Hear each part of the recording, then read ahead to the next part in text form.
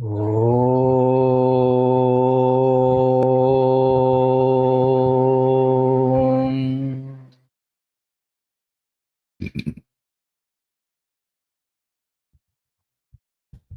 ಓಂ ಸಹನಾ ಭವತು ಸಹನೌ ಭುನಕ್ತು ಸಹ ವೀರ್ಯಂಕರವಾವಹೈ ತೇಜಸ್ವಿನಾವಧೀತಮಸ್ತು ಮಾ ವಿದ್ವಿಷಾವಹೈ.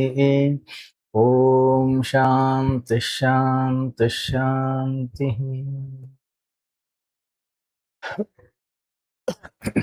ಗುರುರ್ಬ್ರಹ್ಮಾ ಗುರುರ್ವಿಷ್ಣುಃ ಗುರುರ್ದೇವೋ ಮಹೇಶ್ವರಃ ಗುರುರೇವ ಪರಂ ಬ್ರಹ್ಮ ತಸ್ಮೈ ಶ್ರೀ ಗುರವೇ ನಮಃ.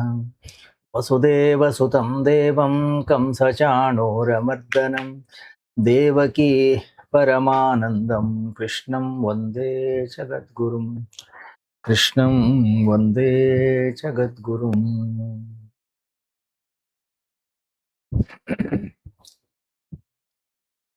ಶ್ರಾವಣ ಮಾಸದ ಪ್ರವಚನ ಮಾಲಿಕೆಯ ಇವತ್ತಿನ ಪ್ರವಚನವನ್ನ ನಾವು ಆರಂಭ ಮಾಡ್ತಾ ಇದ್ದೀವಿ.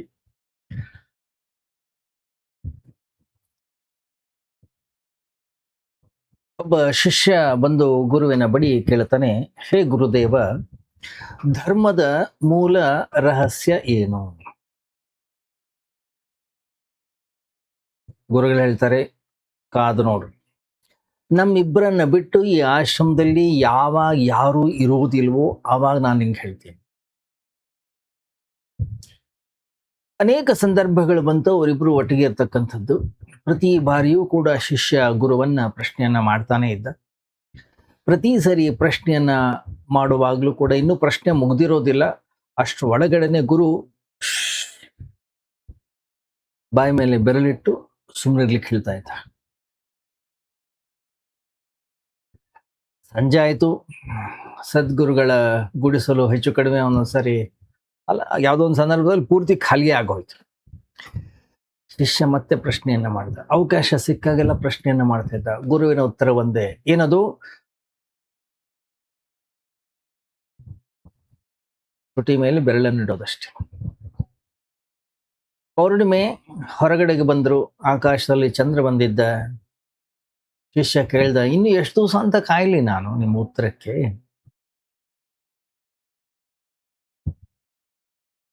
ಗುರು ಅವನನ್ನ ಕಿವಿ ಹಿಡ್ಕೊಂಡು ಹೊರಗಡೆ ಹೇಳ್ಕೊಂಡು ಬಂದ್ರು. ಅವನ ಕಿವಿಯಲ್ಲಿ ಹೇಳಿದ್ರು, ನೋಡು, ಈ ಬಿದಿರಿನ ಮರಗಳು ಎಷ್ಟು ಎತ್ತರವಾಗಿವೆ, ಇಲ್ಲಿ ಪಕ್ಕದಲ್ಲಿರೋ ಎಷ್ಟು ಗಿಡ್ಡವಾಗಿವೆ, ಅವು ಹೇಗಿವೆಯೋ ಹಾಗೇ ಇವೆ. ಇದರ ಪೂರ್ಣ ಸ್ವೀಕಾರವೇ ಸ್ವಭಾವದಲ್ಲಿ ನೆಲೆಗೊಳ್ಳುವುದು, ಅವೇ ಅದರ ಸ್ವಧರ್ಮ. ಅದರಿಂದ ಸ್ವಭಾವದಲ್ಲಿ ಜೀವಿಸುವುದೇ ಧರ್ಮದ ಮೂಲ ರಹಸ್ಯ. ಅಂದ್ರೆ ತಥಾತ, ಅದು ಹೇಗಿದೆಯೋ ಹಾಗೆ ಇರುವಂಥದ್ದು. ಇದೇ ಧರ್ಮದ ಮೂಲ ರಹಸ್ಯ. ಕಥೆ ನೋಡ್ಲಿಕ್ಕೆ ಬಹಳ ಸರಳವಾಗಿದೆ, ಚಿಕ್ಕದಾಗೂ ಇದೆ.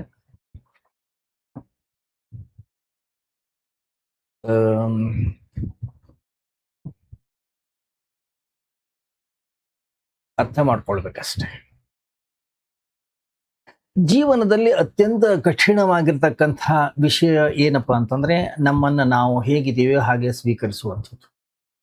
ಅಹಂಕಾರಕ್ಕೆ ಅದಕ್ಕಿಂತ ದೊಡ್ಡದಾಗಿರ್ತಕ್ಕಂಥ ನೋವು ಇನ್ಯಾವುದರಿಂದಲೂ ಕೂಡ ಬೀಳೋದಿಲ್ಲ.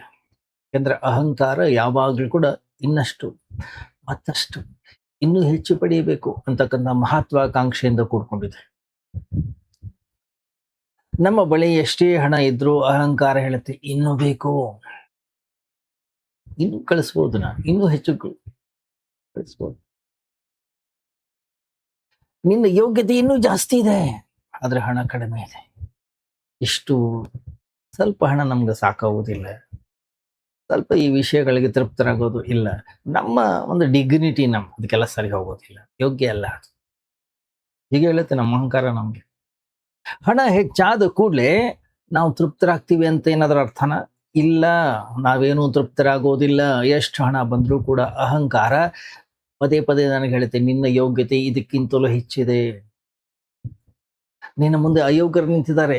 ಭಿಕ್ಷೆ ಬೇಡಬೇಕಾದವರು ಚಕ್ರವರ್ತಿಗಳಾಗಿದ್ದಾರೆ. ಚಕ್ರವರ್ತಿ ಆಗಬೇಕಾಗಿರ್ತಕ್ಕಂಥ ನೀನು ಇಷ್ಟಕ್ಕೆ ತೃಪ್ತಿ ಪಟ್ಕೊಂಡಿದ್ಯಾ? ಇಲ್ಲೇ ಸಿಕ್ಕಾಕೊಂಡಿದ್ಯಾ? ಸಾಕ, ನಿಂಗೆ ಇಷ್ಟೇ ಸಾಕ? ಗಮನಿಸಿ, ಅಹಂಕಾರಕ್ಕೆ ಯಾವಾಗಲೂ ಜಾಸ್ತಿ ಬೇಕು, ಹೆಚ್ಚು ಹೆಚ್ಚು ಬೇಕು, ಇನ್ನೂ ಹೆಚ್ಚು ಪಡೆಯಬೇಕು, ಇನ್ನೂ ಹೆಚ್ಚಿನ ಕನಸನ್ನ ಕಾಣಬೇಕು. ದೊಡ್ಡ ಕನಸನ್ನ ಕೊಡುತ್ತದೆ ನಮ್ಗೆ ಅಹಂಕಾರ.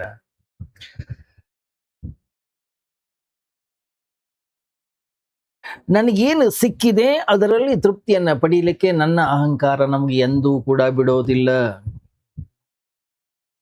ನನ್ನ ಯೋಗ್ಯತೆಗಿಂತ ನನಗೆ ಜಾಸ್ತಿಯೇ ಸಿಕ್ಕಿದೆ ಅಂತ ನೀವು ಹೇಳಿದ್ರೆ ಅಹಂಕಾರ ಅದನ್ನು ಒಪ್ಕೊಳ್ಳೋದಿಲ್ಲ. ನಮ್ಮ ಅರ್ಹತೆ ಅನಂತವಾಗಿದೆ. ಸಿಗೋದಿಷ್ಟೇ, ಎಷ್ಟು ಕ್ಷುದ್ರ. ಅದೇ ಓಟ, ಅಸ್ವೀಕಾರ. ಕೇವಲ ಹಣದ ವಿಷಯದಲ್ಲಿ ಮಾತ್ರ ಅಲ್ಲ, ಎಲ್ಲಾ ಸಂಬಂಧಗಳಲ್ಲಿ, ಎಲ್ಲಾ ದಿಕ್ಕುಗಳಲ್ಲಿ. ಅದು ಜ್ಞಾನ ಇರಲಿ, ಅದು ಯಶಸ್ಸಿರಲಿ, ಅದು ಯಾವುದೋ ಒಂದು ಹುದ್ದೆ ಇರಲಿ, ಈ ಎಲ್ಲಾ ಸಾಂಸಾರಿಕ ವಿಷಯಗಳನ್ನ ನೋಡಿದಾಗ ಇಲ್ಲೊಂದು ಓಟ ಇದೆ. ಈ ಓಟವನ್ನ ಕೈ ಬಿಡಬೇಕು. ಆವಾಗ ಮಾತ್ರ ಇದು ನಮಗೆ ಸ್ಪಷ್ಟವಾಗಿ ಅರ್ಥವಾಗುತ್ತೆ. ಯಾಕಂದ್ರೆ ಈ ಓಟದಿಂದ ಅಶಾಂತಿ, ದುಃಖದ ಹೊರತು ನಮಗೆ ಏನೂ ಕೂಡ ಸಿಗ್ತಾ ಇಲ್ಲ. ಅಷ್ಟಾಗಿ ಇದು ತೃಪ್ತಿ ಸಿಗದೇ ಇರತಕ್ಕಂಥ ಒಂದು ಓಟ. ಇದಕ್ಕೆ ಎಂಡ್ ಅನ್ನುವಂಥದ್ದೇ ಇಲ್ಲ, ಕೊನೆ ಅನ್ನುವಂಥದ್ದೇ ಇಲ್ಲ. ಈಗಿರುವಷ್ಟೇ ಅತೃಪ್ತರಾಗಿರ್ತೀವಿ. ಅಷ್ಟು ಬಂದ ಮೇಲೂ ಕೂಡ ಇದೇ ಓಟ ಧರ್ಮದ ಒಳಗೂ ಕೂಡ ಪ್ರವೇಶ ಮಾಡಿದೆ. ನಾವು ಧ್ಯಾನವನ್ನ ಮಾಡಲಿಕ್ಕೆ ಪ್ರಾರಂಭಿಸಿದಾಗ ಇದೇ ಓಟ. ಇಷ್ಟು ಧ್ಯಾನ ಮಾಡೋದ್ರಿಂದ, ಇಷ್ಟು ಜಪ ಮಾಡೋದ್ರಿಂದ ಏನಾಗ್ತದೆ? ನಮ್ಮ ಯೋಗ್ಯತೆ ಇನ್ನೂ ಜಾಸ್ತಿ. ನಮ್ಮ ಜೀವನದಲ್ಲಿ ಸಮಾಧಿಯ ರಸ ಅನ್ನೋಂಥದ್ದು ಹರಿತಾ ಇರ್ಬೇಕು. ಎಷ್ಟು ಸಣ್ಣ ಶಾಂತಿ ಎಲ್ಲ ಸಿಕ್ಕರೆ ಏನ್ ಪ್ರಯೋಜನ? ಮನಸ್ಸು ಪ್ರಫುಲ್ಲವಾಗಿದ್ರೆ ಏನಾಯ್ತು? ನಿನ್ನ ಜೀವನದಲ್ಲಿ ಆನಂದದ ಮಹಾಸಾಗರವೇ ಹರಿಬೇಕು. ಸಣ್ಣ ಬೆಳಕಿನ ಕಿರಣ ಸಿಕ್ಕರೆ ಏನಾಯ್ತು? ಸಾವಿರಾರು ಸೂರ್ಯರು ಒಟ್ಟಿಗೆ ಉದಯಿಸ್ಬೇಕು. ಇಂಥ ಆಲೋಚನೆಗಳೇ ಬರ್ತಾ ಇರ್ತವೆ.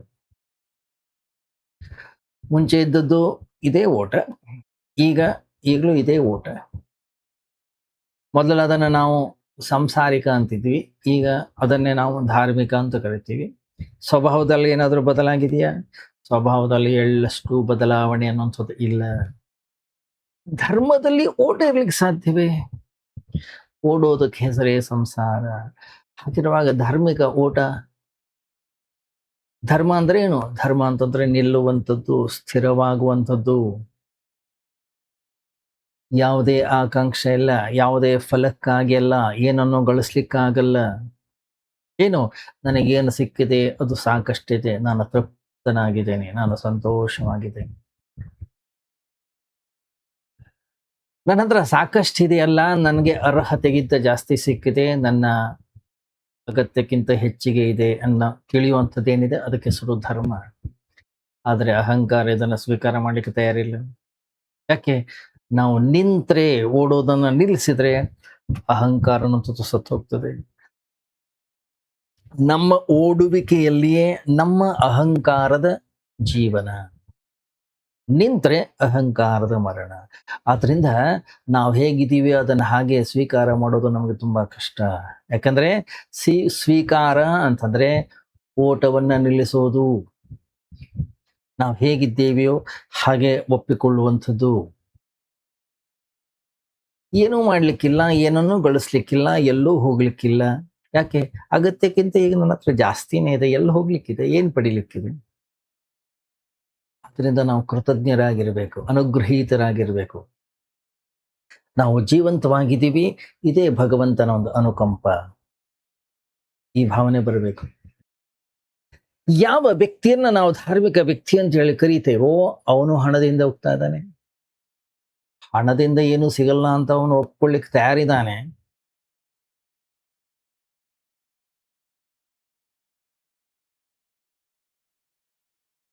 ಆದ್ರೆ ಓಟದನ್ನು ನಿಲ್ಲಿಸೋದಿಲ್ಲ.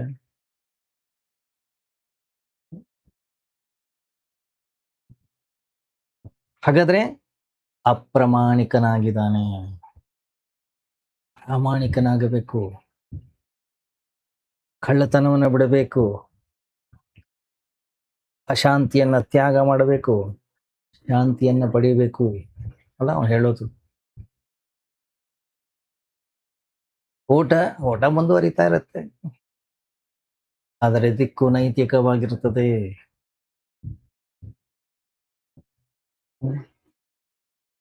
ಗಮನಿಸಿ, ಎಲ್ಲಿ ತನಕ ನಾವು ಓಡ್ತಾ ಇರ್ತೀವೋ ಅಲ್ಲಿ ತನಕ ನಾವು ಸಂಸಾರದಲ್ಲಿ ಇರ್ತೀವಿ. ಧರ್ಮ ಹೊಸದಾದಂತಹ ಓಟ ಅಲ್ಲ, ಹೊಸ ಉಡುಪಲ್ಲ. ಅದು ನಾವು ಹೇಗಿದ್ದೀವೋ ಹಾಗೆ ಇರ್ತೀವಿ. ಹಾಗೆ ಇದೀವಿ ಅನ್ನುವಂಥದ್ದನ್ನ ಸ್ವೀಕಾರ ಮಾಡುವಂಥದ್ದು ಏನಿದೆ, ಅದರಿಂದ ಬೇರೆ ಇನ್ಯಾವ ಮಾರ್ಗವೇ ಇಲ್ಲ. ನಾವು ಅಶಾಂತವಾಗಿದ್ರೆ ಅಶಾಂತವಾಗಿದ್ದೀವಿ ಅಂತ ನೀವು ಒಪ್ಕೊಳ್ಳೋಣ, ಏನಂತ ಇವಾಗ. ನಾವು ಅಪ್ರಾಮಾಣಿಕರಾಗಿದ್ರೆ ನಾವು ಅಪ್ರಾಮಾಣಿಕರಾಗಿದ್ದೀವಿ ಅಂತ ಹೇಳಿ ಒಪ್ಕೊಳ್ಳೋಣ. ಕಳ್ಳರಾಗಿದ್ರೆ ನಾವು ಕಳ್ಳರು ಅಂತ ಒಪ್ಕೊಳ್ಳೋಣ, ಏನಂತ ಇವಾಗ.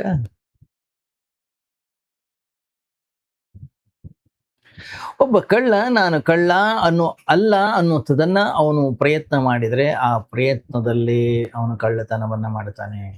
ಯಾಕೆಂದ್ರೆ ಪ್ರಯತ್ನಿಸುವವನೇ ಕಳ್ಳ.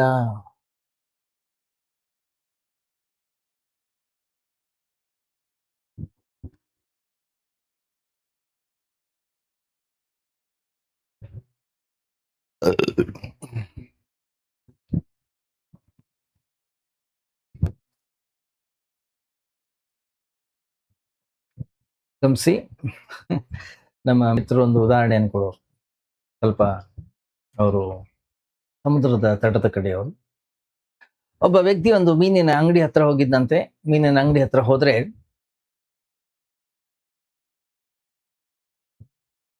ಊತಕ್ಕೆ ಮೀನು ಮಾರ್ತಾ ಇದ್ರು. ದೂರದಲ್ಲಿ ಅವನ ಒಬ್ಬ ಪರಿಚಿತ ಮೀನುಗಾರನಿದ್ದ.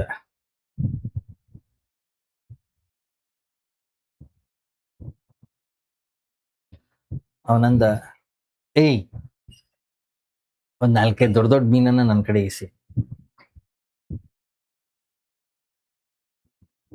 ಎಸೆಯೋ ಅವಶ್ಯಕತೆ ಇದೆ, ನೀನೇ ಪಾತ್ರಪ್ಪ, ಅಷ್ಟು ದೂರ ಯಾಕೆ ನಿಂತ್ಕೊಂಡಿದ್ಯಾ? ಈ ಮೀನುಗಳನ್ನ ನಿನ್ನ ಕೈಗೆ ಕೊಡ್ತೀನಿ ಅಂತ. ಅವನಂದ, ಇಲ್ಲ, ಅದ್ರ ಹಿಂದೆ ಒಂದು ಕಾರಣ ಇದೆ.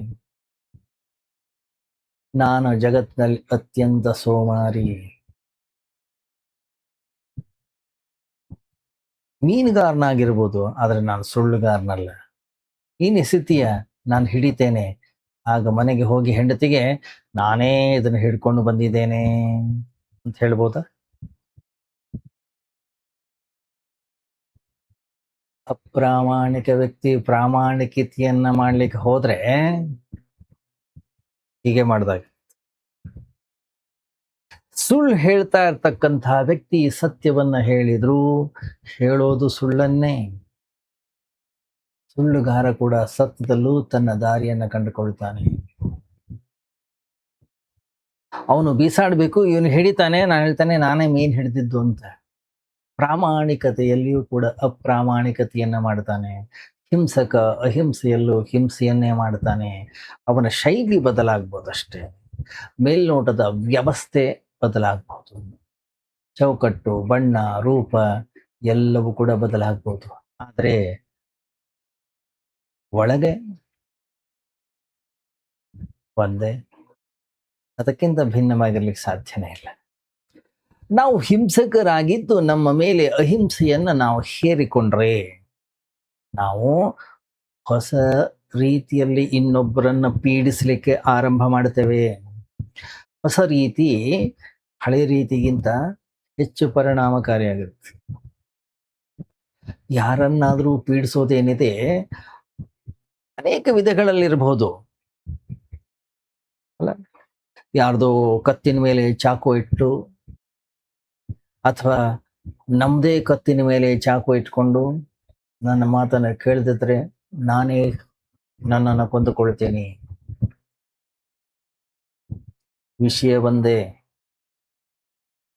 ಬೆದರಿಕೆ ಯಾವುದು? ಹಿಂಸೆಯದೇ ಬೆದರಿಕೆ. ಮೊದಲನೇದು ಯಾವುದು ಬೆದರಿಕೆ?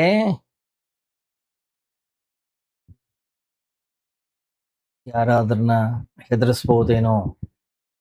ಎರಡನೇ ಬೆದರಿಕೆಯಿಂದ ಇನ್ನೊಬ್ಬರನ್ನ ಎಷ್ಟು ಸಂಕಷ್ಟಕ್ಕೆ ಸಿಲುಕಿಸ್ತೀವಿ ಅಂತಂದ್ರೆ ಅವನು ಒಪ್ಕೊಳ್ತಾನೆ. ಯಾಕೆ? ತನಗೆ ತಪ್ಪಂತ ತೋರಿಸಿದ್ರೂ ನಮ್ಮ ಮಾತಿಗೆ ಒಪ್ಪಬೇಕಾಗ್ತದೆ. ಯಾಕೆ? ಕೊಂದುಕೊಳ್ತಾನಲ್ಲ, ಇವನು ಆತ್ಮಹತ್ಯೆ ಮಾಡ್ಕೊಳ್ತಾನಲ್ಲ. ಒಂದು ಸಣ್ಣ ವಿಷಯಕ್ಕಾಗಿ ಇವನು ತನ್ನ ಜೀವನವನ್ನೇ ನಾಶ ಮಾಡ್ಕೋತಾ ಇದ್ದಾನಲ್ಲ. ಪಾಪ ಇರ್ಲಿ.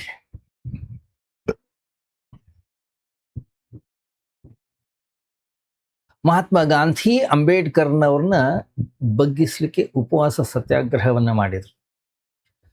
ಡಾಕ್ಟರ್ ಅಂಬೇಡ್ಕರ್ ಇದೇ ಸಂಕಷ್ಟಕ್ಕೆ ಸಿಲುಕಿದ್ರು. ಗಾಂಧಿಯವರು ಹೇಳ್ತಾ ಇದ್ದದ್ದು ಹರಿಜನರಿಗೆ ಅಪಾಯಕಾರಿಯಾಗಿತ್ತು, ನಷ್ಟದಾಯಕವಾಗಿತ್ತು. ಅಂಬೇಡ್ಕರ್ ಏನು ಹೇಳ್ತಾ ಇದ್ರು, ಹರಿಜನರ ಹಿತದಲ್ಲಿದ್ರೆ ಗಾಂಧಿಯವರು ಏನು ಹೇಳ್ತಾ ಇದ್ರು ಅದು ಹಿತವಾಗಿತ್ತು, ಹರಿಜನರ ವಿರುದ್ಧವಾಗಿತ್ತು. ಆದರೆ ಗಾಂಧೀಜಿ ಉಪವಾಸ ಸತ್ಯಾಗ್ರಹವನ್ನ ಮಾಡಿದ್ರು. ಇದು ಅಹಿಂಸಾತ್ಮಕ ಹಿಂಸೆ. ನಾನು ಸತ್ತು ಹೋಗ್ತೇನೆ,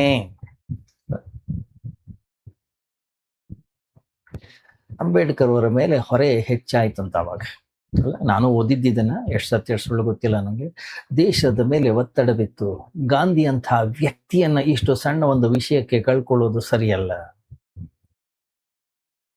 ಜೀವನ ಪರ್ಯಂತ ನಿಮ್ಮಿಂದಲೇ ಹೀಗೆ ಆಯಿತು ಅಂತಕ್ಕಂಥ ಅಪರಾಧ ಪ್ರಜ್ಞೆ ನಮ್ಮನ್ನ ಕಾಪಾಡ್ತದೆ, ನಮ್ಮನ್ನ ಕಾಡುತ್ತದೆ.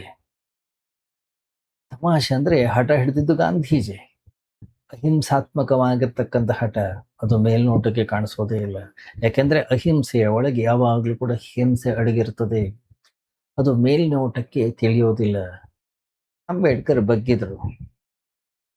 ಹಂಗೆ ಅಂಬೇಡ್ಕರ್ ಬಗ್ಗುವ ಮೂಲಕ ತಾವು ಹೆಚ್ಚು ಅಹಿಂಸಾವಾದಿ ಅನ್ನುವಂಥದ್ದನ್ನು ಅವರು ತೋರಿಸ್ಕೊಟ್ರು. ಒಂದು ವೇಳೆ ಅವರು ಹಿಂಸಾತ್ಮಕ ವ್ಯಕ್ತಿ ಆಗಿದ್ದಿದ್ರೆ, ಏನಾದ್ರೂ ಆಗ್ಲಿ, ನಾನು ಸರಿ ಇರೋವರೆಗೆ ತರ್ಕ ಮತ್ತೆ ವಿಚಾರದಿಂದ ನಾನು ತಪ್ಪು ಅಂತ ನಿರೂಪಿತವಾಗದ ಹೊರತು, ನನಗೆ ತಿಳಿ ಹೇಳಿ ನಾನು ತಪ್ಪು ಅಂತ ಒಪ್ಪಿಸದ ಹೊರತು ನಾನು ಬಗ್ಗೋದಿಲ್ಲ ಅಂತ ಇದೆ. ಆದರೆ ಇತಿಹಾಸದ ಪುಸ್ತಕಗಳು ಬೇರೆನೆ ಹೇಳ್ತವೆ. ಅವೇನು ಹೇಳ್ತವೆ? ಅಂಬೇಡ್ಕರ್ ಹಠಮಾರಿ ಆಗಿದ್ರು, ಗಾಂಧಿ ಅಹಿಂಸಾವಾದಿ ಆಗಿದ್ರು, ಗಾಂಧಿ ಅವರ ಅಹಿಂಸೆ ಅಂಬೇಡ್ಕರ್ ಮುಂದೆ ಗೆದ್ದು ಬಿಡ್ತು. ಗೆದ್ದದ್ದು ಸ್ವಲ್ಪ ಅಲ್ಲ, ಗಾಂಧಿ ಅವರ ರೀತಿ ಸಂಪೂರ್ಣ ಹಿಂಸಾತ್ಮಕವಾಗಿತ್ತು, ಆದರೆ ಮುಸುಕು ಮಾತ್ರ ಅಹಿಂಸಾತ್ಮಕವಾಗಿದೆ. ಹಿಂಸೆ ಅಂದ್ರೆ ಇನ್ನೊಬ್ಬರ ಮೇಲೆ ಬಲವಂತ ಮಾಡೋದು. ನಾವು ಅದನ್ನು ಹೇಗೆ ಮಾಡ್ತೀವಿ ಅನ್ನುವಂಥದ್ದು ಪ್ರಶ್ನೆ ಅಲ್ಲ. ಇನ್ನೊಬ್ಬರನ್ನ ಹೇಗಾದ್ರೂ ಮಾಡಿ ನಮ್ಮ ಹತೋಟಿಯಲ್ಲಿ ಇಟ್ಕೊಳ್ಳೋದು, ಇನ್ನೊಬ್ಬರನ್ನ ಒಪ್ಪಿಕೊಳ್ಳಲು ಬದ್ಧರಾಗುವಂತಹ ಪರಿಸ್ಥಿತಿಗೆ ತಳ್ಳೋದು. ನಾವು ಹಿಂಸಕರಾಗಿದ್ರೆ ಏನೇ ಮಾಡಿದ್ರು ನಮ್ಮೊಳಗಡೆ ಹಿಂಸೆ ಪ್ರವೇಶಿಸ್ತದೆ. ಹಾಗಾದ್ರೆ ಮಾಡೋದಾದ್ರೆ ಏನು? ಹಿಂಸೆಯನ್ನು ಸ್ವೀಕಾರ ಮಾಡಿ. ಹಿಂಸೆಯನ್ನು ಸ್ವೀಕಾರ ಮಾಡೋದ್ರಿಂದ ಆ ಹಿಂಸೆ ಹೇಗೆ ಅಳಿತದೆ ಅಂತಕ್ಕಂಥ ಭಯ ನಮಗಿದೆ. ಅದೇ ನಮ್ಮ ತಪ್ಪು. ನಾನು ಸುಳ್ಳು ಹೇಳ್ತೀನಿ ಅನ್ನೋದನ್ನ ಒಪ್ಕೊಳ್ಳೋಣ, ಏನಂತ ಸ್ವೀಕಾರ ಮಾಡೋಣ. ಸುಳ್ಳು ಹೇಳುವಂಥದ್ದು ಏನು ತಪ್ಪೇನಲ್ವಲ್ಲ. ನಾನು ಸತ್ಯವನ್ನು ಹೇಳ್ತೇನೆ,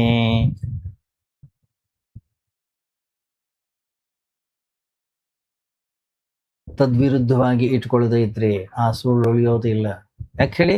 ಯಾಕೆಂದ್ರೆ ಎಲ್ಲಿ ಸಂಪೂರ್ಣವಾದಂತಹ ಸ್ವೀಕಾರ ಇದೆಯೋ, ಎಲ್ಲಿ ಸಂಪೂರ್ಣವಾಗಿರ್ತಕ್ಕಂತಹ ಪ್ರಾಮಾಣಿಕತೆ ಇದೆಯೋ, ಅಲ್ಲಿ ನಾವು ನಮ್ಮ ಸಂಪೂರ್ಣ ಸುಳ್ಳನ್ನು ಸ್ವೀಕಾರ ಮಾಡಿದ್ದೀವಿ.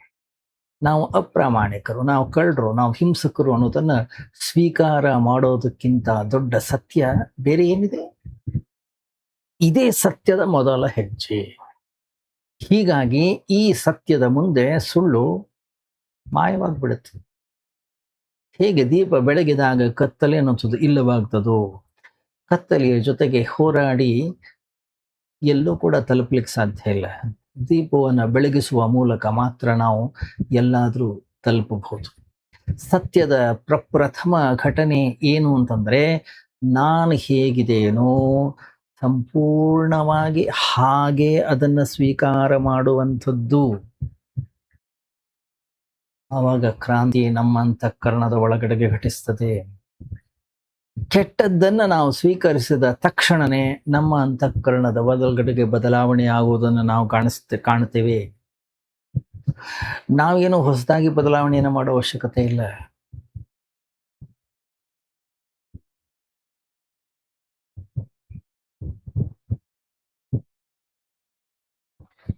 ಬದಲಾವಣೆಯನ್ನು ಮಾಡ್ಕೋ ಅಂತ ಹೇಳ್ತವೆ.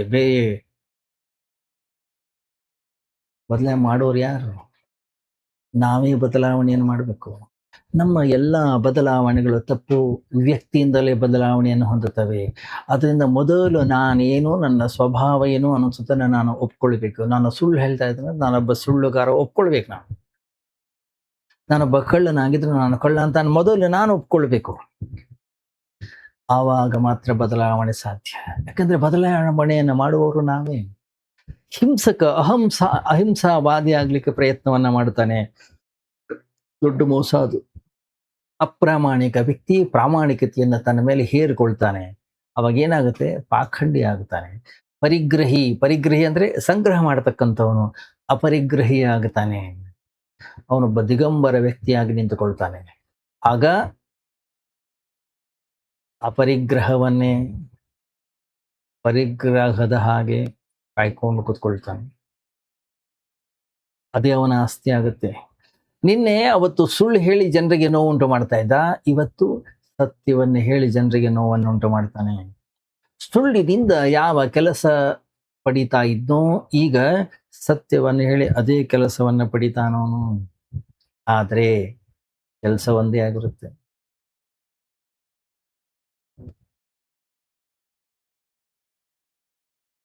ಯಾಕೆಂದ್ರೆ ಮೊದಲು ನಾವು ಹೇಗಿದ್ದೀವೋ ಈಗಲೂ ನಾವು ಹಾಗೆ ಇದ್ದೀವಿ. ನಾವು ಹೇಗಿದ್ದೀವೋ ಅದನ್ನ ಹಾಗೆ ಒಪ್ಕೊಳ್ಳೋಣ. ಒಳಗಡೆಗೆ ಬೇರೆ ಹೊರಗಡೆಗೆ ಬೇರೆ ಇರೋದು ಬೇಡ. ನನ್ನಲ್ಲಿ ಕೊಳಕಿದೆ ಒಪ್ಕೊಳ್ಳೋಣ. ನಾನು ಸುಳ್ಳು ಹೇಳ್ತಾ ಇದ್ದೀನಿ, ಅದನ್ನು ಒಪ್ಕೊಳ್ಳೋಣ. ಸಹಜವಾಗಿ ನಮ್ಮ ಸ್ವಭಾವ ಏನಿದೆ ಅದನ್ನು ಮೊದಲು ನಾವು ಒಪ್ಕೊಳ್ಬೇಕು. ನಾವೇನಾಗಿದ್ದೀವಿ ಅದನ್ನು ಮೊದಲು ಸ್ವೀಕಾರವನ್ನು ಮಾಡೋಣ. ತಕ್ಷಣನೇ ನಾವು ಬದಲಾಗಬೇಕು ಇಲ್ಲ, ಅವಸರ ಬೇಡ. ಯಾಕೆ? ಈ ಸ್ವೀಕಾರದಿಂದ ಒಂದು ದೊಡ್ಡ ನೋವಾಗುತ್ತದೆ. ಯಾಕೆ ಹೇಳಿ?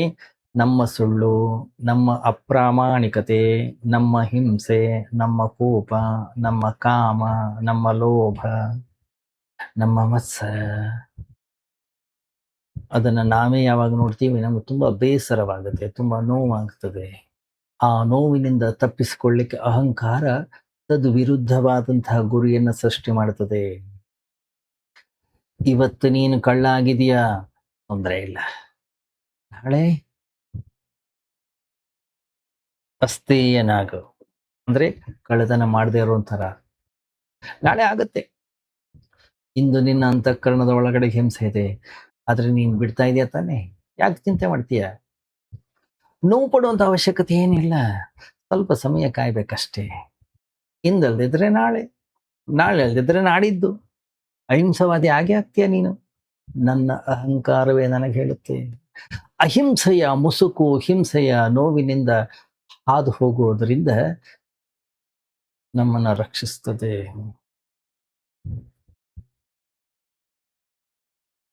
ಬಹಳ ದೊಡ್ಡ ಸಂತನಾಗಿ ಹೋದ ಗುರುಜಿಯಫ್ ಅಂತ ಹೇಳಿ,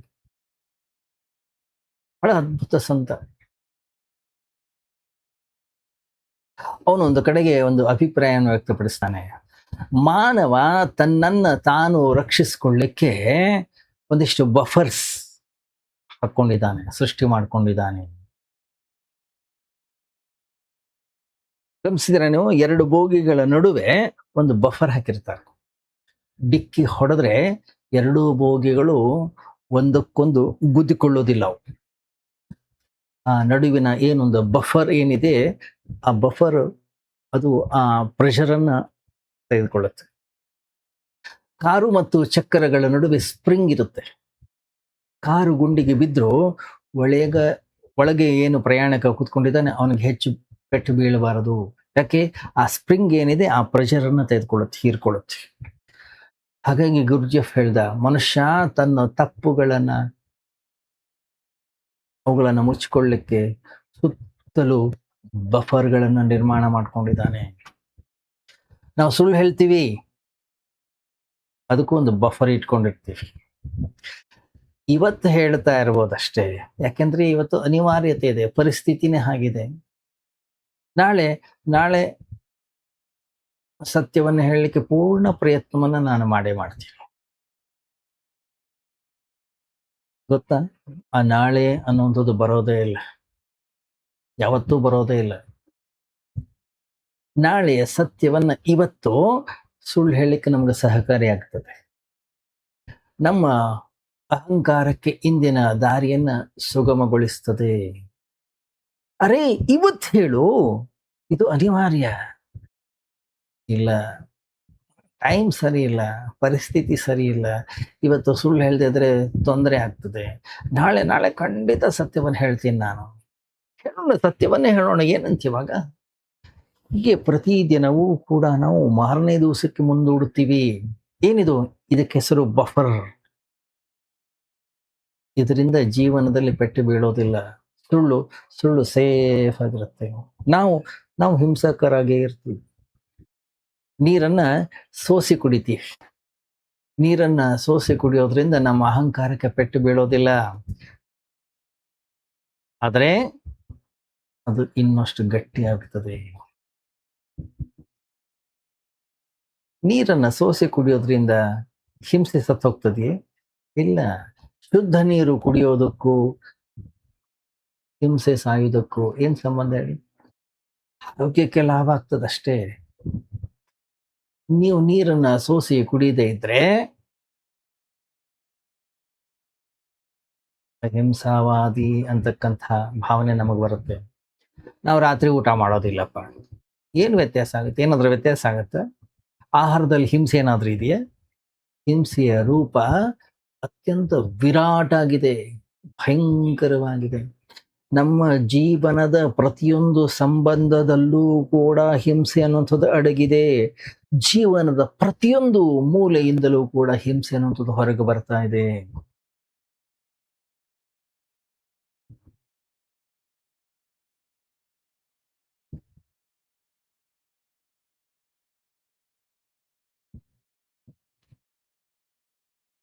ನಮ್ಮ ಮನೆಯಲ್ಲಿ ಯಾರಾದ್ರೂ ಒಬ್ಬ ವ್ಯಕ್ತಿ ಧಾರ್ಮಿಕನಾದ್ರೆ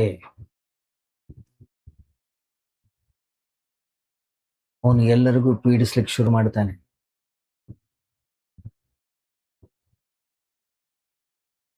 ಎಲ್ಲರಿಗೂ ಹಿಂಸೆಯನ್ನು ಕೊಡ್ಲಿಕ್ಕೆ ಶುರು ಮಾಡ್ತಾನೆ.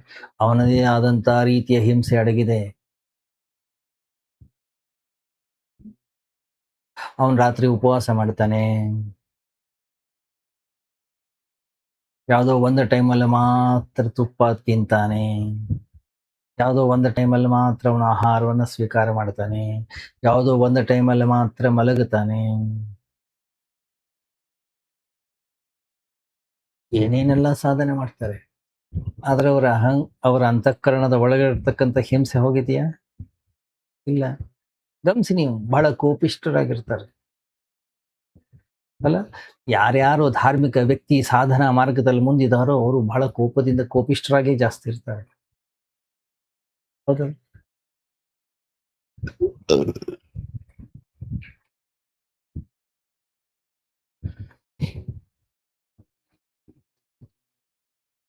ಗಮನಿಸಿ ನೀವು, ಒಂದಿಷ್ಟು ಜನ ಇದ್ದಾರೆ, ಅವರು ಬ್ರಹ್ಮಚರ್ಯವನ್ನ ಸಾಧಿಸುವ ಹಾಗೆ ಕಾಣಿಸ್ತಾ ಇರ್ತಾರೆ.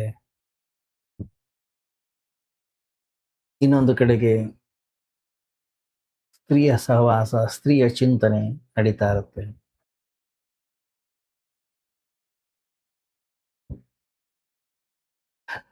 ಒಂದು ಕಡೆಗೆ ಧಾರ್ಮಿಕತೆ, ಇನ್ನೊಂದು ಕಡೆಗೆ ಅಧಾರ್ಮಿಕತೆ. ಎಲ್ಲಿ? ಒಳಗಡೆ, ನಮ್ಮ ಒಳಗಡೆನೆ ನೋಡ್ಬೇಕು ನೀವು. ಚಹಾ ಕುಡಿತಾರೆ, ಅದರ ಹಬೆಯಿಂದ ಕೀಟಗಳು ಸಾಯ್ತವೆ ಅಂತ ಹೇಳಿ ಮುಚ್ಚಿಟ್ಟಿರ್ತಾರೆ.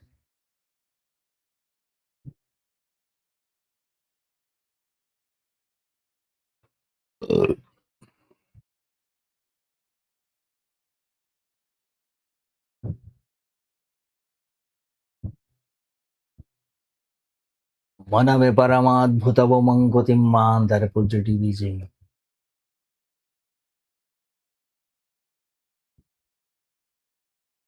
ಅಷ್ಟು ಸರಳ ಇಲ್ಲ ನಮ್ಮ ಮನಸ್ಸು.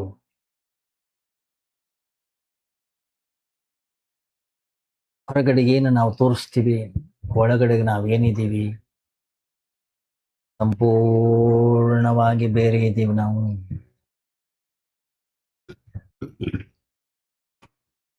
ಗಮನಿಸಿದರೆ ನೀವು, ನಮಗೇನು ಸರಿ ಅಂತ ಅನಿಸುತ್ತೆ ಅದನ್ನ ನಾವು ಮತ್ತೊಬ್ಬರ ಮೇಲೆ ಹೇರ್ತೀವಿ ಅಲ್ಲ. ತುಂಬು ಗರ್ಭಿಣಿ ಕಸ್ತೂರ್ಬಾ ಗಾಂಧಿ ಹೇಳೋರಂತೆ, ಬಾತ್ರೂಮ್ ತೊಳಿ ನೀನು, ಯಾಕೆ ನಾನ್ ತೊಳಿ ಅಲ್ವಾ, ನೀನು ತೊಳಿ.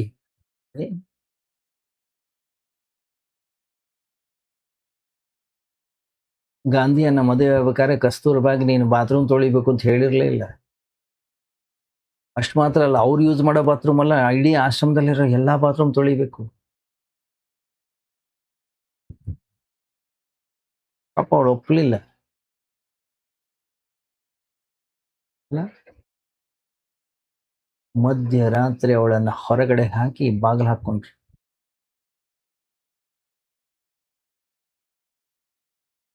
ಅವಳ ತಲೆ ಸರಿಯಾಗೋ ತನಕ ನಾನು ಆಶ್ರಮದ ಬಾಗಿಲನ್ನು, ಮನೆ ಬಾಗಿಲನ್ನು ತೆಗಿಯೋದಿಲ್ಲ ಅಂದ್ರು.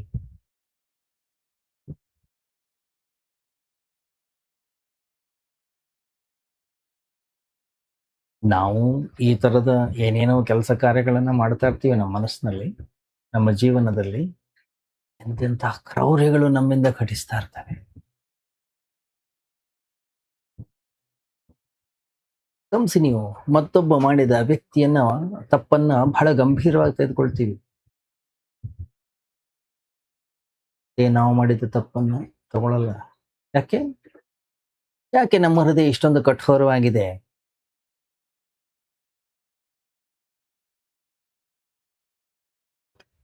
ಯಾಕೆಂದ್ರೆ ಬಫರ್ ಇದೆ. ನಮ್ಮ ಬಫರ್ಗಳು ಸ್ವಲ್ಪ ದುರ್ಬಲವಾಗಿವೆ.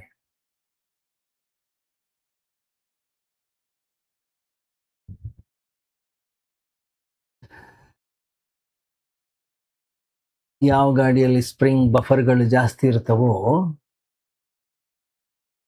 ಗುಂಡಿ ಹೊಂಡದ ಅನುಭವ ಜಾಸ್ತಿ ಆಗೋದಿಲ್ಲ. ಮನುಷ್ಯ ಭವಿಷ್ಯದ ಗುರಿಯನ್ನ ಇಟ್ಕೊಂಡು ತನ್ನ ಜೀವನವನ್ನ ಬದಲಾಯಿಸುವುದನ್ನ ತಡೀತಾನೆ. ಆದ್ರೆ ಧರ್ಮ ಹೇಳುತ್ತೆ, ಯಾವುದೇ ಗುರಿಯನ್ನು ಇಟ್ಕೊಳ್ಬೇಡಿ, ನೀವು ಹೇಗಿದ್ದೀರೋ ಅದನ್ನ ಹಾಗೆ ಸ್ವೀಕಾರ ಮಾಡಿ.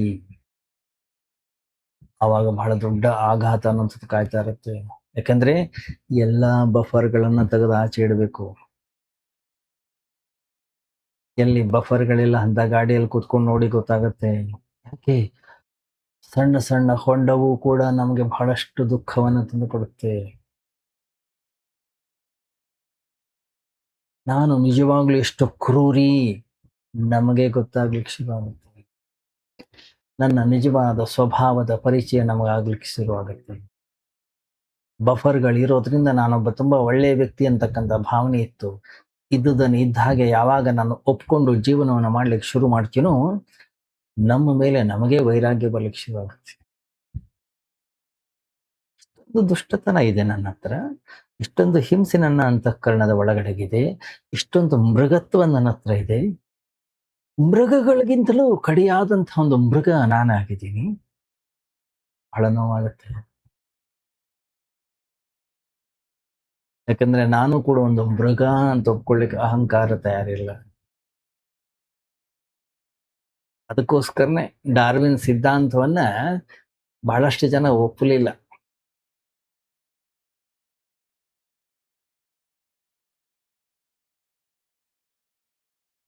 ಯಾಕೆ ಡಾರ್ವಿನ್ ಸಿದ್ಧಾಂತ ಏನ್ ಹೇಳುತ್ತೆ?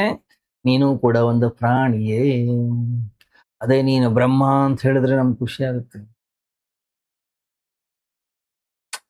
ಅದೆಷ್ಟು ಸಣ್ಣ ಪುಟ್ಟ ತಪ್ಪು ಅಥವಾ ಎಡವಟ್ಟು ಏನೋ ಆಗ್ಬೋದು, ಆದ್ರೂ ಬ್ರಹ್ಮ, ಶುದ್ಧ ಆತ್ಮ, ಶುದ್ಧ ಬುದ್ಧ ಸ್ವರೂಪ, ಖುಷಿ ಆಗುತ್ತೆ. ಎಲ್ಲ ಒಟ್ಟಕ್ಕೆ ಏನೋ ಒಂದಿಷ್ಟು ಕೆಸರ ಆಯ್ತು, ಏನೋ ಕೈ ಕಾಲು ತೊಳ್ಕೊಂಡ್ವಿ, ಬಟ್ಟೆಗೆ ಹಾಕೊಳ್ಬೋದು, ಅದೇನ್ ತೊಂದರೆ ಇಲ್ಲ. ಆದ್ರೆ ಮೃಗ ಅಂದ್ರೆ, ಪಶು ಅಂದ್ರೆ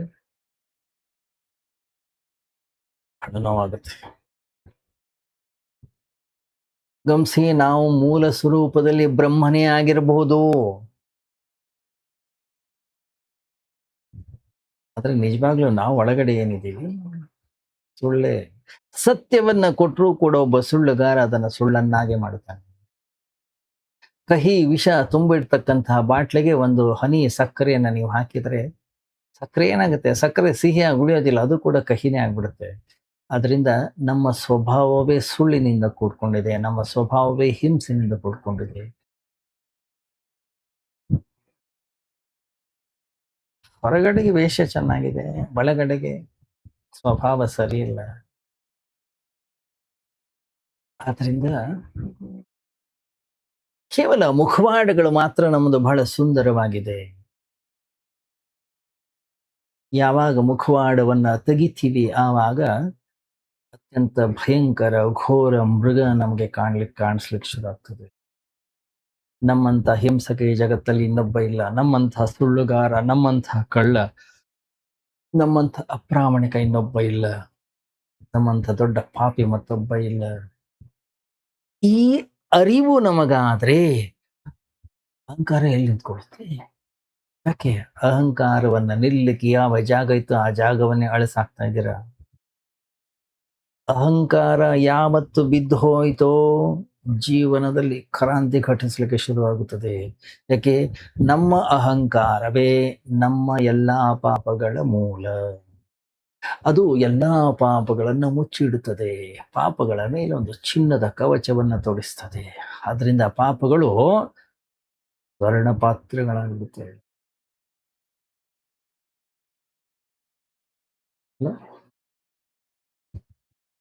ಉಪನಿಷತ್ತಲ್ಲಿ ಉಳಿದರೆ, ಹೇ ಭಗವನ್, ಚಿನ್ನದಿಂದ ಮುಚ್ಚಲ್ಪಟ್ಟಂತೆ ಈ ಪಾತ್ರೆಯನ್ನ ತೆಗೆದು ತೋರಿಸು ಹೇಳಿದ್ದಾರೆ ಈಶಾವಾಸ್ಯದಲ್ಲಿ.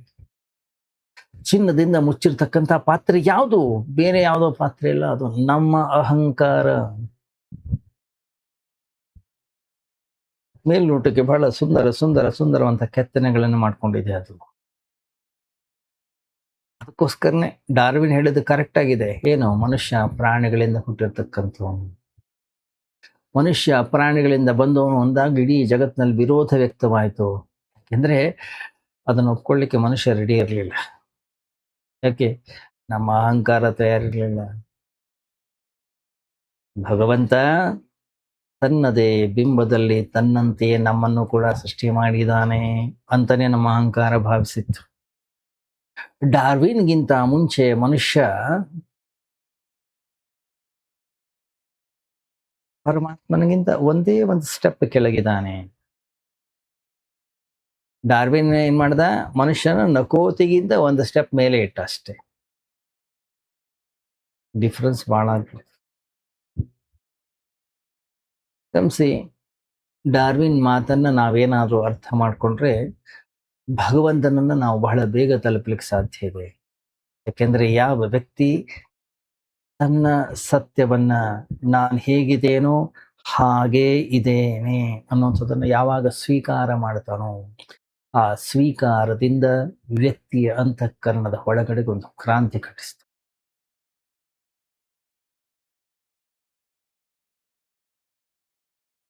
ಯಾವಾಗ ಅದನ್ನು ಒಪ್ಕೊಳ್ತೀವೋ ತುಂಬಾ ನೋವಾಗುತ್ತೆ.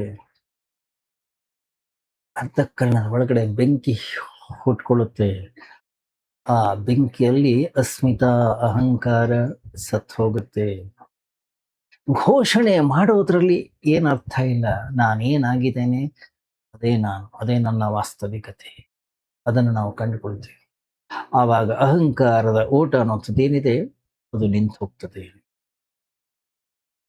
ಅಹಂಕಾರದ ಓಟ ಯಾವಾಗ ನಿಂತು ಹೋಗ್ತದೋ, ಯಾರಿಗೋಸ್ಕರ ಸುಳ್ಳು ಹೇಳ್ತಾ ಇದ್ವಿ ನಾವು? ಅಹಂಕಾರಕ್ಕೆ. ಎಲ್ಲಿ ಪ್ರೇಮ ಇರ್ಲಿಲ್ಲ ಅಲ್ಲಿ ಪ್ರೇಮ ಇದೆ ಅಂತ ಹೇಳ್ತಾ ಇದ್ವಿ, ತೋರಿಸ್ತಾ ಇದ್ವಿ. ಎಲ್ಲಿ ನಗು ಸಂತೋಷ ಇರ್ಲಿಲ್ವೋ ಅಲ್ಲಿ ನಗ್ತಾ ಇದ್ವಿ, ಸಂತೋಷವನ್ನು ಅಭಿವ್ಯಕ್ತಪಡಿಸ್ತಾ ಇದ್ವಿ. ಯಾಕೆ? ಅಹಂಕಾರವನ್ನು ಮುಚ್ಚಿಡ್ಲಿಕ್ಕಾಗಿ, ಅಹಂಕಾರದ ರಕ್ಷಣೆಗಾಗಿ ಈ ಎಲ್ಲಾ ನಾಟಕಗಳು ನಡೀತಾ ಇತ್ತು. ಯಾವಾಗ ಅಹಂಕಾರವಿಲ್ಲ ಯಾರನ್ನ ರಕ್ಷಣೆ ಮಾಡ್ಬೇಕು ಹೇಳಿ? ಅಹಂಕಾರಕ್ಕಾಗಿ ನಾನು ಬ್ರಹ್ಮಚಾರಿ, ನಾನೊಬ್ಬ ಸನ್ಯಾಸಿ, ನಾನೊಬ್ಬ ಮಹಾನ್ ಸಾಧಕ. ಒಳಗಡೆಗೆ ಕಾಮವಾಸನೆ ಇತ್ತು. ಯಾವಾಗ ವ್ಯಕ್ತಿ ಅಂತಃಕರಣದ ಒಳಗಡೆ ಅಹಂಕಾರವಿಲ್ಲೋ ಯಾರನ್ನ ರಕ್ಷಣೆ ಮಾಡೋದು? ಯಾರಿಗಾಗಿ ಘೋಷಣೆಯನ್ನ ಮಾಡೋದು? ನಾನು ಇಂಥವನು ಅಂತ ಹೇಳಿ ಯಾರಿಗೆ ತೋರಿಸೋದು? ಯಾಕೆ? ನಮ್ಮ ಮೂಲವೇ ಬಿದ್ದು ಹೋಗಿದೆ, ಬೇರುಗಳೇ ತುಂಡಾಗೋಗಿದೆ, ಕೊಂಬೆಗಳು ತನ್ನಿಂದ ತಾನೇ ಒಣಗೋಗ್ತವೆ, ಅವು ಇರೋದೇ ಇಲ್ಲ. ಆದ್ರಿಂದ ಆರಂಭದಲ್ಲಿ ಬಹಳ ನೋವಾಗ್ತದೆ, ಬಹಳ ಕಷ್ಟವಾಗುತ್ತೆ, ಬಹಳ ಹಿಂಸೆ ಆಗುತ್ತೆ. ನಮ್ಮ ಜೀವನ ಹೆಚ್ಚು ಕಡಿಮೆ ನರಕವಾಗ್ಬಿಡುತ್ತೆ. ಚಿನ್ನದಿಂದ ಮುಚ್ಚಿದೆ, ಆ ಚಿನ್ನವನ್ನ ಒಡೆದಾಗ, ದೂರ ತಳ್ಳಿದಾಗ ನರಕವಾಗ್ತದೆ. ಆ ನರಕದ ಮೂಲಕ ನಾವು ಹಾದು ಹೋಗ್ಲೇಬೇಕು, ಬೇರೆ ದಾರಿ ಇಲ್ಲ. ಯಾಕೆ? ಅದನ್ನೇ ತಪಸ್ಸು ಅಂತ ಕರೀತಾರೆ. ಆದ್ರಿಂದ ನಾವು ಹೇಗಿದ್ದೇವೆ ಅದನ್ನ ಇದ್ದದ್ದನ್ನ ಇದ್ದ ಹಾಗೆ ತಿಳಿಯುವ ಪ್ರಯತ್ನವನ್ನ ಮಾಡಿದ್ರೆ ಸಾಕು. ಇಲ್ಲ ನಾನು ಬದಲಾಗ್ತೀನಿ, ಬದಲಾವಣೆ ಬೇಡ. ಹಿಂಸೆ ಬಹಳ ಕೆಟ್ಟದು, ಹಿಂಸೆ ಬಹಳ ಕೆಟ್ಟದು ಅಂತಕ್ಕಂಥ ಬೇಡ. ಯಾಕೆ? ಕೆಟ್ಟದು ಅನುಕೂಲ ಅದನ್ನ ಮುಚ್ಚಿಡುವ ಪ್ರಯತ್ನವನ್ನ ಮಾಡ್ತೀವಿ. ಅಹಿಂಸೆ ಒಳ್ಳೆಯದು ಅನುಕೂಲ, ಅಹಿಂಸೆಯನ್ನ ಮೇಲ್ಗಡೆ ಧರಿಸುವ ಪ್ರಯತ್ನವನ್ನ ಮಾಡ್ತೀವಿ. ಕಾಮ ವಾಸನೆ ದೊಡ್ಡ ಪಾಪ ಅಂತ ಯಾವಾಗ ನಾವು ಬಯಸ್ತೀವಿ, ಅದನ್ನ ಬಚ್ಚಿಡ್ತೀವಿ, ಅದನ್ನ ಮುಚ್ಚಿಡ್ತೀವಿ, ಅದನ್ನ ಹತೋಟಿಯಲ್ಲಿ ಇಟ್ಕೊಳ್ತಕ್ಕಂಥ ಪ್ರಯತ್ನವನ್ನ ಮಾಡ್ತೀವಿ. ಬ್ರಹ್ಮಚರ್ಯ ಒಳ್ಳೆಯದು ಅಂದ ಕೂಡಲೇ ಅದನ್ನ ತೋರಿಸುವ ಪ್ರಯತ್ನವನ್ನ ಮಾಡ್ತೀವಿ. ಗೋಡೆ ಮೇಲೆ ಬರಿತೀವಿ, ಬ್ರಹ್ಮಚರ್ಯವೇ ಜೀವನ. ಅರೆ,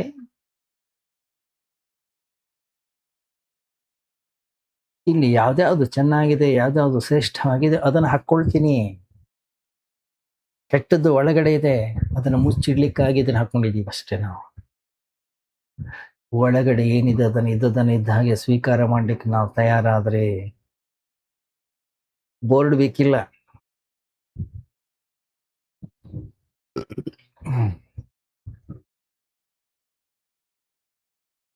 ಇವತ್ತಿಗೆ ಬ್ರಹ್ಮಚರ್ಯ ಕೇವಲ ಬೋರ್ಡ್ ಮೇಲಿದೆ. ಯಾವತ್ತು ಅದು ನಮ್ಮ ಜೀವನದಲ್ಲಿ ಅವತರಿಸ್ತದೆ, ಬೋರ್ಡ್ ವ್ಯರ್ಥವಾಗ್ಬಿಡುತ್ತೆ.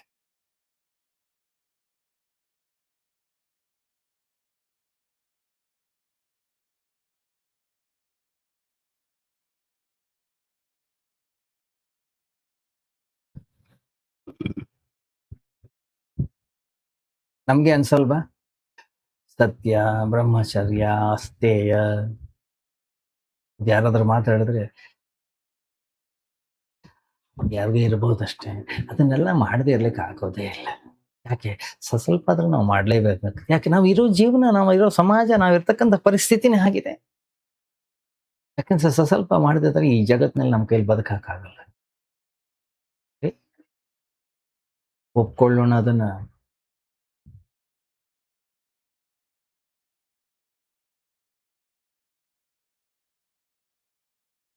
ಯಾವಾಗ ನನ್ನ ಅಂತಃಕರಣದಲ್ಲಿ ಏನು ದೋಷ ಇದೆ ಅದನ್ನ ನಾನು ಯಾವಾಗ ಒಪ್ಕೊಳ್ತೀವೋ, ಬಹಳ ದೊಡ್ಡ ಧೈರ್ಯ ಬೇಕದಕ್ಕೆ.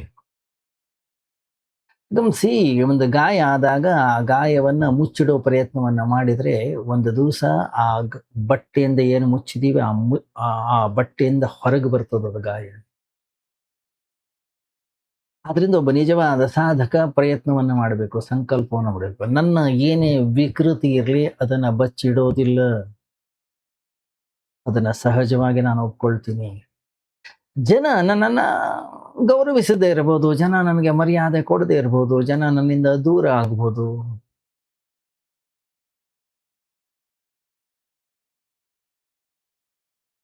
ಬೈಬಹುದು.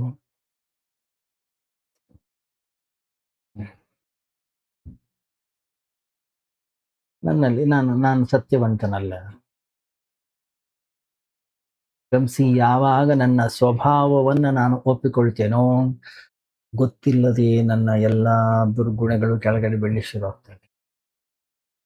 ಅರೆ, ನಾನೊಬ್ಬ ಸುಳ್ಳುಗಾರ ಅಂತ ನಾನು ಯಾವಾಗ ಒಪ್ಕೊಳ್ತೀನಿ, ಆವಾಗ ನಾನು ಮತ್ತೊಂದು ಸುಳ್ಳು ಹೇಳೋ ಅವಶ್ಯಕತೆನೇ ಇರೋಲ್ಲ. ಇಲ್ಲ, ನಾನು ಸತ್ಯವಂತ ಮತ್ತೊಬ್ಬರಿಗೆ ಹೇಳೋ ಅವಶ್ಯಕತೆನೇ ಇಲ್ಲ. ಯಾಕೆ? ನಾವು ನಮ್ಮ ಸ್ವಭಾವಕ್ಕೆ ಪ್ರಾಮಾಣಿಕವಾಗಿದ್ದರೆ ಸಾಕು. ನಾನು ಇನ್ನೊಬ್ಬನಿಗೆ ನನ್ನ ಪ್ರಾಮಾಣಿಕತೆಯನ್ನ ತೋರಿಸುವ ಅವಶ್ಯಕತೆ ಇಲ್ಲ. ಯಾವಾಗ ಮತ್ತೊಬ್ಬನಿಗೆ ನಾನೊಬ್ಬ ಪ್ರಾಮಾಣಿಕ ವ್ಯಕ್ತಿ ಅಂತ ಹೇಳಿ ತೋರಿಸುವ ಪ್ರಯತ್ನವನ್ನು ಮಾಡ್ತೀನೋ, ನಾನೊಬ್ಬ ಪಾಷಂಡಿ ಆಗ್ತೀನಿ, ಒಬ್ಬ ಪಾಖಂಡಿ ಆಗ್ತೀನಿ ನಾನು.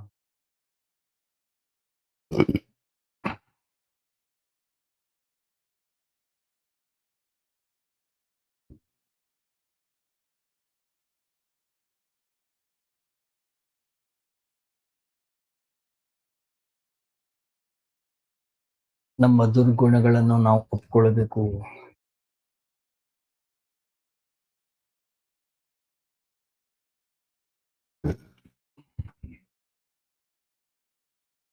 ಅಲ್ಲ, ನೀತ್ಸೆ ಒಂದ್ ಕಡೆ ಬಹಳ ಸುಂದರವಾದ ಹೇಳ್ತಾನೆ, ಅತ್ಯಂತ ಉತ್ಕೃಷ್ಟವಾಗಿರ್ತಕ್ಕಂತಹ ಸ್ವರ್ಗವನ್ನ ಯಾರು ಬಯಸ್ತಾನೋ, ಅತ್ಯಂತ ನಿಕೃಷ್ಟವಾಗಿರ್ತಕ್ಕಂತಹ ನರಕದ ಅನುಭವನ ಅವನು ಪಡಿಬೇಕಾಗ್ತದೆ. ಇದನ್ನ ತಪ್ಪಿಸ್ಕೊಂಡು ಆ ಸ್ವರ್ಗವನ್ನ ಅವನ ಕೈನಲ್ಲಿ ಪಡಿಲಿಕ್ಕೆ ಆಗೋದಿಲ್ಲ. ಒಂದು ವೇಳೆ ತಪ್ಪಿಸ್ಕೊಂಡು ಅದನ್ನ ಪಡೆಯುವ ಪ್ರಯತ್ನವನ್ನ ಅವನೇನಾದ್ರೂ ಮಾಡಿದ್ರೆ, ಅವನು ಪಡೆಯುವ ಸ್ವರ್ಗ ಸ್ವರ್ಗವಾಗಿರೋದಿಲ್ಲ, ಅದು ಒಂದು ಸುಳ್ಳು ಸ್ವರ್ಗವಾಗುತ್ತದೆ.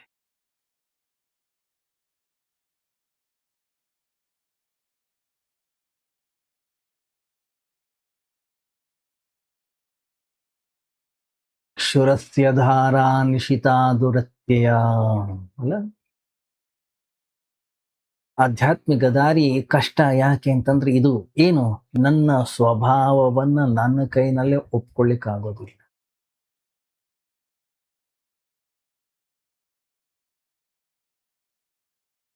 ನನ್ನಲ್ಲಿ ದುಷ್ಟತನ ಇದ್ರೆ ನಾನೊಬ್ಬ ದುಷ್ಟ ಅಂತ ನಾನು ಮೊದಲು ಒಪ್ಕೊಳ್ಬೇಕು. ಅದಕ್ಕೆ ನಾವು ರೆಡಿ ಇಲ್ಲ.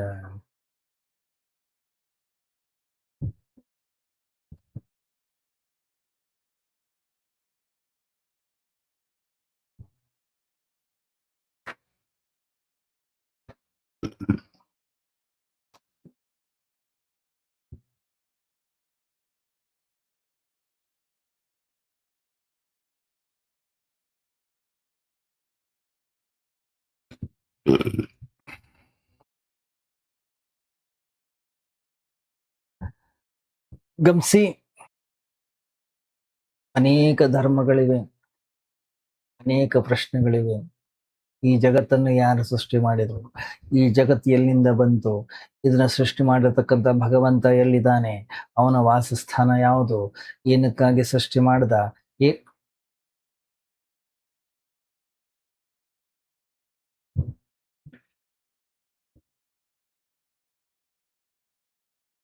ಭಗವಂತನ ಸ್ವಭಾವ ಏನು, ಭಗವಂತನ ಸ್ವರೂಪ ಏನು.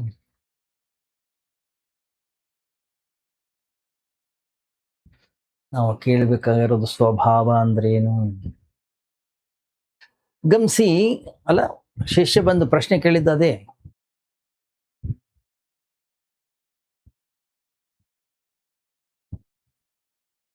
ಧರ್ಮ ಅಂದ್ರೆ ಜಾತಿ ಅಲ್ಲ, ಮೂಲಭೂತವಾಗಿರ್ತಕ್ಕಂಥ ಸ್ವಭಾವ.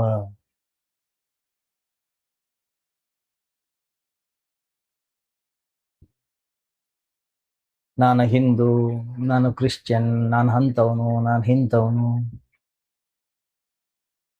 ನಾವು ಇದನ್ನ ಧರ್ಮ ಅಂತ ಕರಿತೀವಿ. ಅಲ್ಲ, ನಿಜವಾದ ಧರ್ಮ ಅಂದ್ರೆ ಏನು, ಬೆಂಕಿ ಉರಿತಾ ಇದೆ, ಉರಿಯುವಂಥದ್ದು ಬೆಂಕಿಯ ಸ್ವಭಾವ,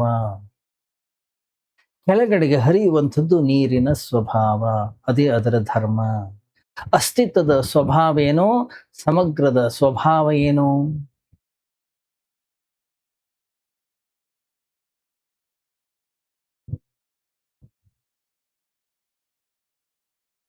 ಸ್ವಭಾವ ಅಂದ್ರೆ ಏನು ಅನ್ನುವಂಥದ್ದು ಎಲ್ಲಿ ತನಕ ನಮ್ಗೆ ಗೊತ್ತಿರೋದಿಲ್ಲ, ತಿಳ್ಕೊಳ್ಳೋದು ಹೇಗೆ.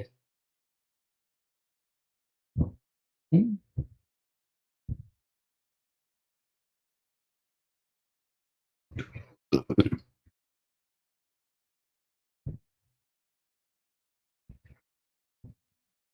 ಪ್ರಪಂಚವನ್ನ ಯಾರು ಸೃಷ್ಟಿ ಮಾಡಿದ್ರು, ಅರೇ, ಯಾರು ಸೃಷ್ಟಿ ಮಾಡಿದ್ರೇನು, ಅದರಿಂದ ನಮ್ಗೇನಾಗ್ಲಿಕ್ಕಿದೆ ಲಾಭ. ಭಗವಂತ ಎಲ್ಲಿದ್ದಾನೆ, ಎಲ್ಲಾದ್ರೂ ಇರ್ಲಿ ಬಿಡಿ, ನಮಗೇನಾಗ್ಬೇಕಾಗಿದೆ, ಅವನ ರೂಪ ಹೇಗಿದೆ, ಹೇಗಾದ್ರೂ ಇರ್ಲಿ ಅವನು. ಏನಿವೆಲ್ಲ, ಈ ಎಲ್ಲಾ ಪ್ರಶ್ನೆಗಳು ಅಸಂಬದ್ಧ ಪ್ರಶ್ನೆಗಳು. ಒಬ್ಬ ನಿಜವಾದ ಧಾರ್ಮಿಕ ವ್ಯಕ್ತಿ ಇಂಥ ಪ್ರಶ್ನೆಯನ್ನ ಕೇಳೋದೇ ಇಲ್ಲ. ಯಾರು ಕೇಳ್ತಾರೆ, ಯಾವ ವ್ಯಕ್ತಿ ಅಂತಃಕರಣದಲ್ಲಿ ಕುತೂಹಲ ಇದೆಯೋ, ಅಲ್ಲ ಸಣ್ಣ ಸಣ್ಣ ಮಕ್ಕಳು ನೋಡಿದಿರಲ್ಲ, ಸಣ್ಣ ಮಕ್ಕಳೆಲ್ಲ ಕುತೂಹಲದಿಂದ ಏನೇನೋ ಕೇಳ್ತಾರೆ. ಈ ಮರ ಮಾಡಿದ್ ಯಾರು? ಈ ಚಂದ್ರನ ತಗೊಂಡೋಗಿ ಮೇಲೆ ಇಟ್ಟಿದ್ದು ಯಾರು? ಸೂರ್ಯನನ್ನ ಮಾಡಿದ್ದು ಯಾರು? ಅವನನ್ನ ಯಾಕೆ ಅಷ್ಟು ಎತ್ತರಕ್ಕೆ ಇಟ್ಟಿದ್ದಾನೆ?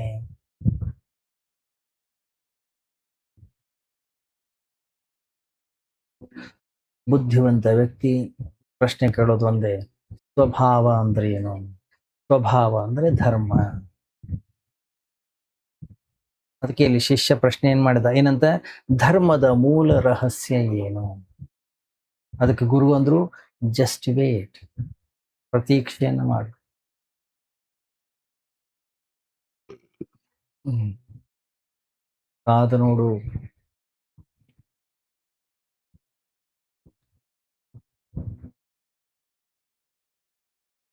ಯಾಕಂದ್ರೆ ಪ್ರತೀಕ್ಷೆ ಮಾಡೋದೇ, ಕಾದು ನೋಡುವಂಥದ್ದೇ ಧರ್ಮದ ಸ್ವಭಾವ.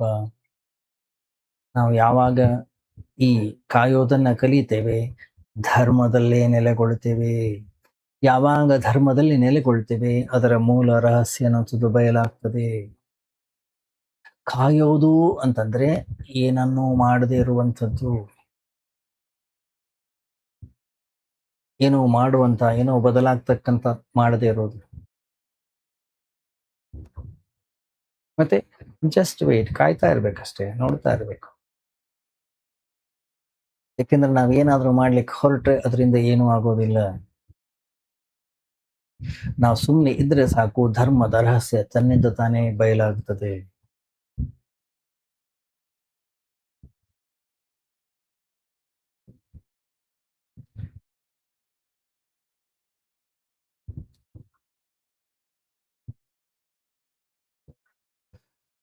ಒಬ್ಬ ಸಂತನ ಬಳಿ ಹೋಗಿ ಒಬ್ಬ ವ್ಯಕ್ತಿ ಹೇಳಿದ್ನಂತೆ, ಸರ್ ನಂಗೆ 11 ಮಕ್ಕಳಾಗಿವೆ, ಈಗ 12ನೇದು ನನ್ನ ಹೆಂಡತಿ ಗರ್ಭಿಣಿ ಆಗಿದ್ದಾಳೆ. ಬಹಳ ಕಷ್ಟದಲ್ಲಿದ್ದೀನಿ, ನಾನು ಬಹಳ ಸಂಕಟದಲ್ಲಿದ್ದೀನಿ, ದಯವಿಟ್ಟು ನಾನು ಏನ್ ಮಾಡ್ಬೇಕು ಹೇಳಿ. ಅವ್ರಂದ್ರು, ನೀನ್ ಏನು ಮಾಡ್ಬೇಡಪ್ಪ, ನೀನೇನಾದ್ರೂ ಮಾಡ್ಲಿಕ್ಕೆ ಹೋದ್ರೆ ತೊಂದರೆ ಆಗ್ತದೆ. ಯಾಕೆ? ಏನಾದ್ರೂ ನೀನ್ ಏನೇನ ಮಾಡ್ತಾ ಇದೆಯಾ ಎಲ್ಲ ಮಾಡೋದನ್ನ ದಯವಿಟ್ಟು ನಿಲ್ಲಿಸು. ಇಲ್ದೆ ಹೋದ್ರೆ 14ನೇ ಮಗು ಬರುತ್ತೆ. ಅದು ಬರ್ಲಿಕ್ಕೆ ಏನ್ ಜಾಸ್ತಿ ಟೈಮ್ ಬೇಕಾಗಲ್ಲ. ಏನು ಮಾಡಿ ಸುಮ್ಮನಿರು ಸಾಕು ನೀನು. ಕೇವಲ ಜಸ್ಟ್ ವೇಟ್, ಕಾದು ನೋಡು, ಏನು ಮಾಡ್ಲಿಕ್ಕೆ ಹೋಗ್ಬೇಡ.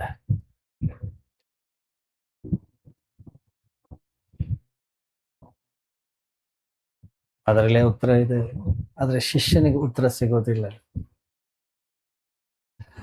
ಗುರು ಶಿಷ್ಯನಿಗೆ ಜಸ್ಟ್ ವೇಟ್ ಅಂತ ಹೇಳ್ದ, ಆದ್ರೆ ಅವನ ಕಣ್ಣನ್ನು ನೋಡ್ದ, ಕಣ್ಣಲ್ಲಿ ಉತ್ತರ ಸಿಕ್ಕಿಲ್ಲ, ಉತ್ತರ ತಲುಪಲಿಲ್ಲ ಅವನು. ಆವಾಗ ಅವ್ರು ಹೇಳಿದ್ರು, ನಮ್ಮಿಬ್ಬರನ್ನ ಬಿಟ್ಟು ಬೇರೆ ಯಾರು ಇಲ್ಲದೆ ಇರುವಾಗ ನೀನು ಮತ್ತೆ ಪ್ರಶ್ನೆ ಕೇಳು, ಅಥವಾ ನಾನು ನಿಂಗೆ ಉತ್ತರ ಹೇಳ್ತೇನೆ. ತುಂಬಾ ಕಷ್ಟದ ವಿಷಯ. ಗುರು ಮತ್ತೆ ಶಿಷ್ಯರ ನಡುವೆ ಸಂವಾದ ಸಾಧ್ಯ ಆಗೋದು ಅವರಿಬ್ಬರೇ ಇದ್ದಾಗ ಮಾತ್ರ. ತುಂಬಾ ಕಷ್ಟ. ಯಾಕಂದ್ರೆ ಶಿಷ್ಯ ಯಾವಾಗ್ಲೂ ಕೂಡ ತನ್ನ ಜೊತೆಗೆ ಜನಸಂದಣಿ, ಒಂದು ಜಾತ್ರೆಯನ್ನ ತಂದಿರ್ತಾನೆ. ಒಬ್ಬ ವ್ಯಕ್ತಿ ಸನ್ಯಾಸಿ ಆದ, ಗುರುಗಳ ಬಾಗಿಲನ್ನ ತಟ್ಟದ, ಬಾಗಿಲು ತೆಗೀತು, ಒಳಕ್ ಹೋದ. ಅವನು ಸಂಪೂರ್ಣವಾಗಿ ಏಕಾಂಗಿಯಾಗಿದ್ದ. ಗುರು ಹೇಳಿದ್ರು, ಈಗ ಬರಬೇಡ, ಯಾಕಂದ್ರೆ ನಿನ್ನ ಹಿಂದೆ ತುಂಬಾ ಜನ ಇದ್ದಾರೆ. ಅವನು ತಿರುಗಿ ನೋಡ್ದ, ಯಾರು ಇಲ್ವಲ್ಲ, ಒಬ್ಬನೇ ಬಂದಿದ್ದೀನಿ ನಾನು. ನೀವೇನ್ ತಮಾಷೆ ಮಾಡ್ತಾ ಇದ್ದೀರಾ ಕೇಳ್ತಾರೆ. ನಾನು ಒಬ್ಬನೇ ಇದ್ದೀನಿ, ಯಾರಿಲ್ಲ. ಗುರುಗಳು ಹೇಳಿದ್ರು, ಕಣ್ಣು ಮುಚ್ಚು, ಹಿಂತಿರುಗಿ ನೋಡೋದ್ರಿಂದ ಏನೂ ಆಗೋದಿಲ್ಲ. ಗುಂಪು ನಿನ್ನ ಹಿಂದಿಲ್ಲ, ಗುಂಪು ನಿನ್ನ ಒಳಗಡೆಗಿದೆ. ಕಣ್ಣು ಮುಚ್ಚಿದ, ನಿಜವಾಗಿಯೂ ಕೂಡ ಅಲ್ಲೊಂದು ಗುಂಪಿತ್ತು. ಹೆಂಡತಿ ಅಳ್ತಾ ಇದ್ಲು, ತಂದೆ ಹೋಗ್ಬೇಡ ಅಂತ ಇದ್ರು, ತಾಯಿ ಏನೋ ತಿಳಿಸಿ ಹೇಳ್ತಾ ಇದ್ಲು, ಸ್ನೇಹಿತರು ಅಪ್ಪಿಕೊಂಡು ಹೇಳ್ತಾ ಇದ್ರು, ಬಂಧು ಮಿತ್ರರು ಬಂದು ಇವು ಬೇಡ ಅಂತ ಇದ್ರು, ಇಡೀ ಊರಿನ ಜನ ನಿಂಗೆ ಏನ್ ಬೇಕು ನಾ ಸಹಾಯ ಮಾಡ್ತಾ ಇದ್ದೀನಿ ಅಂತ ಹೇಳ್ತಾ ಇದ್ರು. ಯಾರೋ ಬಂದು ಕೈಕಾಲು ಹಿಡಿದು ಎಳ್ಕೊಂಡು ಹೋಗ್ತಾ ಇದ್ರು. ಇಡೀ ದೊಡ್ಡ ಗುಂಪೆ ಅವನ ಮನಸ್ಸಿನಲ್ಲಿತ್ತು. ಗುರುವಿನ ಬಳಿ ನಾವು ಏಕಾಂಗಿ ಆದಾಗ ನಾವೇನ್ ಬಯಸ್ತೀವಿ ಅದನ್ನ ಅವರು ನಮಗೆ ಹೇಳ್ತಾರೆ. ನಮ್ಮ ಮನಸ್ಸಿನಲ್ಲಿ ಯಾವುದೇ ರೀತಿಯ ಆಲೋಚನೆಗಳು ಇಲ್ಲದೆ ಇದ್ದಾಗ, ಯಾವುದೇ ರೀತಿಯ ಗುಂಪು ಇಲ್ಲದೆ ಇದ್ದಾಗ, ಯಾರೂ ಇಲ್ಲದೆ ಇದ್ದಾಗ, ಯಾವಾಗ ನಾವು ಸಂಪೂರ್ಣವಾಗಿ ಒಬ್ಬರೇ ಆಗಿರ್ತೀವೋ, ಇಬ್ಬರ ನಡುವೆ ಯಾರೂ ಇಲ್ಲದೆ ಇರುವಾಗ, ಯಾವುದೇ ರೀತಿಯ ತಡೆ ಇಲ್ಲದೆ ಇದ್ದಾಗ, ನಿಜ ಹೇಳ್ಬೇಕಂತಂದ್ರೆ ಅಂತ ಕ್ಷಣದಲ್ಲಿ ಗುರುಗಳು ನಮ್ಗೆ ಹೇಳುವ ಯಾವ ಅಗತ್ಯವೂ ಕೂಡ ಇರೋದೇ ಇಲ್ಲ. ಯಾಕೆ? ಹೇಳದೆಯೇ ವಿಷಯ ತಲುಪ್ತದೆ, ಹೇಳದೆಯೇ ವಿಷಯ ನಮ್ಗೆ ಅರ್ಥವಾಗುತ್ತೆ. ಆದ್ರಿಂದ ಗುರುಗಳು ಹೇಳಿದ್ರು, ಸ್ವಲ್ಪ ಕಾಯಪ್ಪ, ಕನಿಷ್ಠ ಪಕ್ಷ ನಮ್ಮಿಬ್ಬರನ್ನ ಬಿಟ್ಟು ಬೇರೆ ಯಾರು ಇಲ್ಲದೆ ಇರುವಾಗ ನಾನು ನಿಂಗೆ ಹೇಳ್ತೀನಿ. ಹೇಳಿದ ಶೈಲಿ ನೋಡಿ.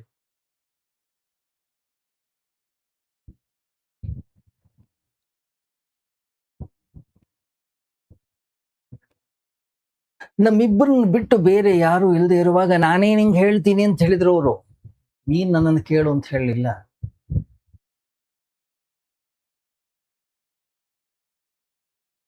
ಕೇಳುವ ಆಲೋಚನೆ ನಮ್ಮ ಒಳಗಡೆಗಿದ್ರೆ ನಾವು ಒಬ್ಬರೇ ಆಗಿರ್ಲಿಕ್ಕೆ ಸಾಧ್ಯವಿಲ್ಲ. ಆ ಕೇಳುವ ಆಲೋಚನೆ ಪ್ರಶ್ನೆಯೇ ಒಂದು ಅಡ್ಡಗೋಡೆ ಆಗುತ್ತದೆ, ತಡೆಗೋಡೆ ಆಗ್ಬಿಡ್ತದೆ.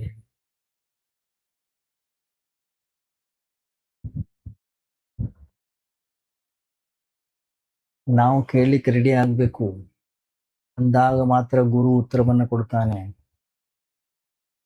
ಗುರು ಉತ್ತರವನ್ನ ಕೊಡ್ಲಿಕ್ಕೆ ನಾವು ತಯಾರಾಗಬೇಕು, ನಾವು ಅವಕಾಶವನ್ನು ಮಾಡಿಕೊಡಬೇಕು ಅಲ್ಲ. ಮೇಲ್ನೋಟಕ್ಕೆ ಬಹಳ ವಿರೋಧಾಭಾಸ ಅನಿಸ್ತದೆ ನಮ್ಗಿದು.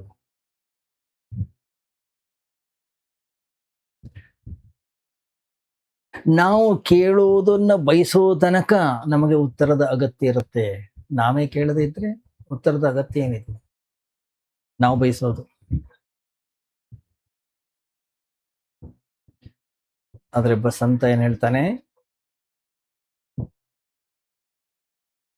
ಎಲ್ಲಿ ತನಕ ನಿನ್ನ ಮನಸ್ಸು ಪ್ರಶ್ನೆಗಳಿಂದ ತುಂಬಿಕೊಂಡಿದೆ ಅಲ್ಲಿ ತನಕ ಉತ್ತರಕ್ಕೆ ಅಲ್ಲಿ ಜಾಗ ಇರೋದೇ ಇಲ್ಲ, ಒಳಗೆ ಪ್ರವೇಶಿಸಲಿಕ್ಕೆ ದಾರಿನೇ ಇಲ್ಲ.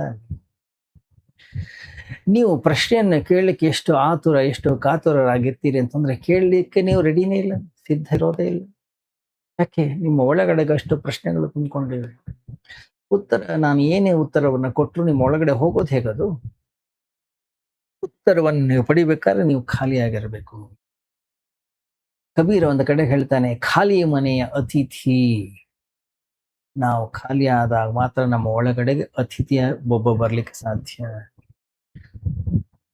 ಒಂದು ವೇಳೆ ಎಲ್ಲ ಪ್ರಶ್ನೆಗಳೇ ಅಂತಃಕರಣದ ಒಳಗಡೆ ತುಂಬಿಕೊಂಡಿದ್ರೆ ಅತಿಥಿ ಬರ್ಲಿಕ್ಕೆ ಸಾಧ್ಯ ಇಲ್ಲ.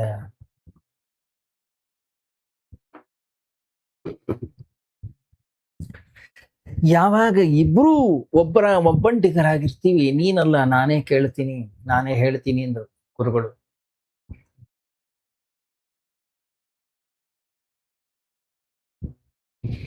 ಆದ್ರೆ ಶಿಷ್ಯ ಏನಂದ, ಓ ಇಬ್ಬರೇ ಇದ್ದಾಗ ಕೇಳು ಅಂತ ಹೇಳಿದ್ದಾರೆ ಅಂತ ಅವನು ತಿಳ್ಕೊಂಡಿದ್ದ. ಅನೇಕ ಸಂದರ್ಭಗಳು ಬಂದಿದ್ದು, ಪ್ರತಿ ಬಾರಿಯೂ ಕೂಡ ಪ್ರಶ್ನೆಯನ್ನ ಮಾಡಿದಾಗ ಗುರು ತುಟಿಯ ಮೇಲೆ ಬೆರಳನ್ನಿಟ್ರು, ಕೇಳ್ಬೇಡ ಇವಾಗ. ಗುರು ಶಿಷ್ಯರು ಇಬ್ಬರೇ ಇದ್ದಾಗ ಗುರುಗಳು ಹೇಳೇ ಹೇಳ್ತಾರೆ.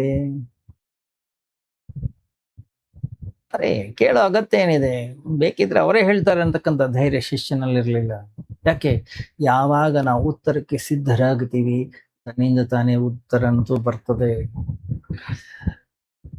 ಪಾತ್ರತೆಯನ್ನು ಯಾವಾಗ ನಾವು ಹೊಂದುತ್ತೀವಿ ತನ್ನಿಂದ ತಾನೇ ಉತ್ತರ ಬಂದ್ಬಿಡುತ್ತೆ. ಆದ್ರಿಂದ ಶಾಸ್ತ್ರದಲ್ಲೇ ಉಲ್ಲೇಖವಿದೆ, ಅಪಾತ್ರನಿಗೆ ಉತ್ತರವನ್ನು ಕೊಡುವ ಅವಶ್ಯಕತೆ ಇಲ್ಲ. ಆದ್ರೂ ಶಿಷ್ಯ ಅನೇಕ ಬಾರಿ ಅದೇ ಪ್ರಶ್ನೆಯನ್ನ ಕೇಳ್ತಾ ಇದ್ದ. ಗುರು ಪ್ರತಿ ಬಾರಿಯೂ ಕೂಡ ಉತ್ತರವನ್ನು ಕೊಡ್ತಿರ್ಲಿಲ್ಲ. ಹೀಗಾಗಿ ಶಿಷ್ಯನ ಅಂತಃಕರಣದ ಒಳಗಡೆಗೆ ಪ್ರಶ್ನೆ ಹಾಗೆ ಉಳ್ಕೊಂಡಿತ್ತು. ನಾನು ಯಾವಾಗ ಕೇಳಿ, ನಾನು ಯಾವಾಗ ಕೇಳಿ, ಸಮಯ ನೋಡ್ತಾನೆ ಇದ್ದೆ. ಪ್ರಶ್ನೆಯನ್ನ ಕೇಳೋದೇ ಅವನಿಗೆ ಒಂದು ರೋಗ ಆಗ್ಬಿಟ್ಟಿತ್ತು. ಪ್ರಶ್ನೆ ಅವನನ್ನ ಶಾಂತವಾಗಿ ಕೂತ್ಕೊಳ್ಳಿಕ್ಕೆ ಅವಕಾಶವನ್ನ ಕೊಟ್ಟಿರ್ಲಿಲ್ಲ. ಗುರುಗಳಿಂದ ಉತ್ತರ ಸಿಗೋದಿಲ್ಲ. ಗುರುವೇ ಉತ್ತರ. ಯಾವಾಗ ನಾವು ಶಾಂತವಾಗಿ ಕೂತ್ಕೊಳ್ತೀವೋ ಉತ್ತರ ತನ್ನಿಂದ ತಾನೇ ಬರುತ್ತೆ. ಯಾವಾಗ ನಾವು ಪ್ರಶ್ನಾತೀತರಾಗ್ತೀವೋ, ಪ್ರಶ್ನರಹಿತರಾಗ್ತೀವೋ, ನನ್ನ ಗುಣಧರ್ಮ ತತ್ಕ್ಷಣನೇ ಬದಲಾಗುತ್ತದೆ. ನಮ್ಮ ಸ್ವಭಾವ ಬದಲಾಗುತ್ತದೆ.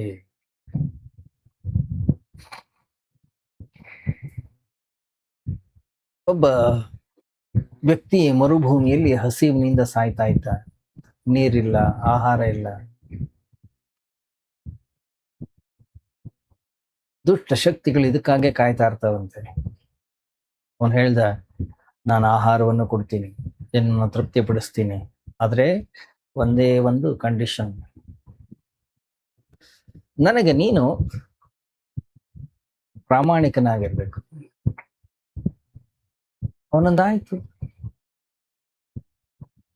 ಅವನ ಆಹಾರ ಕೊಟ್ಟ.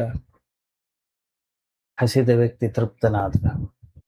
ತೃಪ್ತ ಆದ್ಮೇಲೆ ಹೇಳ್ದ, ನೆನ್ಪಿದೆಯಾ?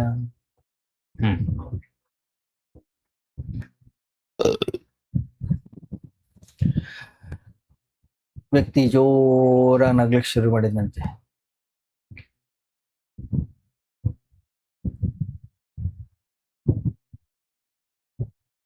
ಯಾಕೇನಾಯ್ತು? ಅಲ್ಲವಾ, ಹಸಿದ ವ್ಯಕ್ತಿಗೆ ಯಾವ ಪ್ರಾಮಾಣಿಕ ಇರುತ್ತೆ?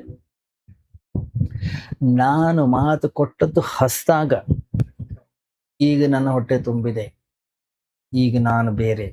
ಮಾತು ಕೊಟ್ಟವ ಈಗಿಲ್ಲ. ಈಗಿರುವ ನಾನು ಅವಾಗಿರ್ಲಿಲ್ಲ.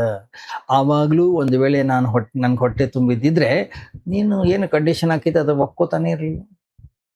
ಆದ್ರಿಂದ ಈಗಲೂ ನಾನು ಒಪ್ಪಲ್ಲ. ಹಸಿದ ಹೊಟ್ಟೆಯ ವ್ಯಕ್ತಿಗೂ ಹೊಟ್ಟೆ ತುಂಬಿದ ವ್ಯಕ್ತಿಗೂ ಇಷ್ಟು ವ್ಯತ್ಯಾಸ ಇರೋದಾದ್ರೆ, ಪ್ರಶ್ನೆಗಳಿಂದ ತುಂಬಿದ ಚೇತನಕ್ಕೂ ಪ್ರಶ್ನೆಗಳು ಇಲ್ಲದೆ ಖಾಲಿ ಇರ್ತಕ್ಕಂತಹ ಚೇತನಕ್ಕೂ ಎಷ್ಟು ವ್ಯತ್ಯಾಸ ಇರ್ಬೋದು? ಪ್ರಶ್ನೆಗಳಿಂದ ತುಂಬಿದ್ದಾಗ ಉತ್ತರವನ್ನ ಅರ್ಥ ಮಾಡ್ಕೊಳ್ಳಿಕ್ಕೆ ನಾವು ಅಸಮರ್ಥರಾಗಿರ್ತೀವಿ, ನಾವು ಅಯೋಗ್ಯರಾಗಿರ್ತೀವಿ. ಯಾಕಂದ್ರೆ ನಮ್ಮ ಪ್ರಶ್ನೆಯಲ್ಲಿ ನಮ್ಮ ಕುತೂಹಲ ಎಷ್ಟಿರುತ್ತೆ ಅಂತಂದ್ರೆ ಉತ್ತರದ ಕಡೆಗೆ ನಮಗೆ ಗಮನವೇ ಇರೋದಿಲ್ಲ. ಉತ್ತರವನ್ನ ಕೊಟ್ಟರೂ ಕೂಡ ಆ ಉತ್ತರ ನಾವು ಗ್ರಹಿಸೋದಿಲ್ಲ, ನಮ್ ತಪ್ಪು ಹೋಗ್ಬಿಡುತ್ತೆ. ಹಾಗೇನೆ ಆ ಶಿಷ್ಯ ಪದೇ ಪದೇ ಪದೇ ಪದೇ ಕೇಳ್ತಾ ಇದ್ದಾಗ್ಲೂ ಕೂಡ ಪ್ರತಿ ಕ್ಷಣವೂ ಕೂಡ ಗುರುವಿನಿಂದ ಉತ್ತರ ಬರ್ತಾ ಇತ್ತು. ಆದ್ರೆ ಅದನ್ನ ಸ್ವೀಕರಿಸುವ ಮನೋಭಾವ ಅವನ ಹತ್ರ ಇರ್ಲಿಲ್ವಲ್ಲ.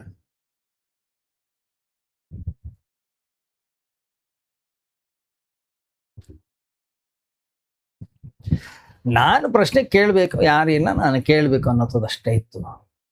ಮನಸ್ಸು ಎಲ್ಲೋ ಸಿಕ್ಕಾಕೊಂಡಿತ್ತು. ಪ್ರಶ್ನೆ ಎತ್ತಿದಾಗಲೆಲ್ಲ, ಪ್ರಶ್ನೆ ಪೂರ್ತಿ ಕೇಳೋಕ್ಕಿಂತ ಮೊದಲೇ ಗುರು ತುಟಿಯ ಮೇಲೆ ಬೆರಳನ್ನಿಟ್ಟು ಸುಮ್ಮನೆ ಇರು ಅಂತ ಹೇಳ್ತಿದ್ದ.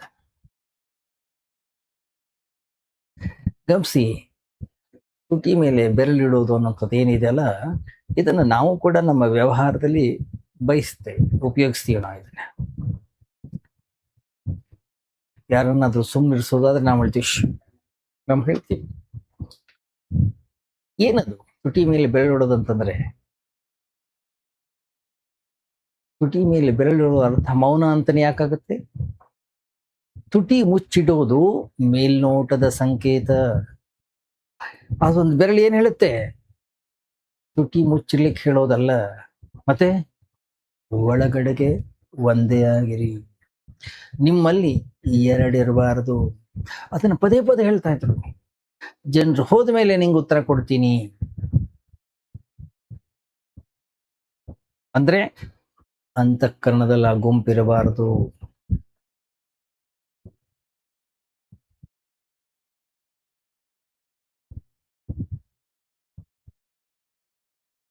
ಗುಂಪು ಹೊರಗಡೆಗಿಲ್ಲ, ಗುಂಪು ಅನ್ನೋದು ಒಳಗಡೆಗಿದೆ.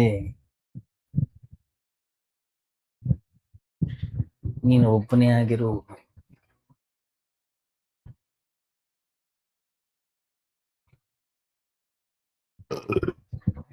ಒಳಗಡೆಯಿಂದ ನೀನು ಒಬ್ಬನೇ ಆಗಿರು. ಪ್ರಶ್ನೆಯನ್ನು ಕೂಡ ಕಂಪ್ಲೀಟ್ ಮಾಡ್ಲಿಕ್ಕೆ ಬಿಡ್ತಾ ಇಲ್ಲ ಗುರು. ಅದಕ್ಕಿಂತ ಮೊದಲೇ ಒಂದು ತುಟಿ ಮೇಲೆ ಬೆರಳನ್ನಿಟ್ಟು ಹೇಳ್ತಾ ಇದ್ದಾನೆ. ಗಮನಿಸಿ, ನಾವು ಯಾರ ಹತ್ರ ಆದ್ರೂ ಪ್ರಶ್ನೆಯನ್ನು ತೆಗೆದುಕೊಂಡು ಹೋದಾಗ ನಾವೇನು ಅಂದ್ಕೊಳ್ತೀವಿ ಗೊತ್ತಾ?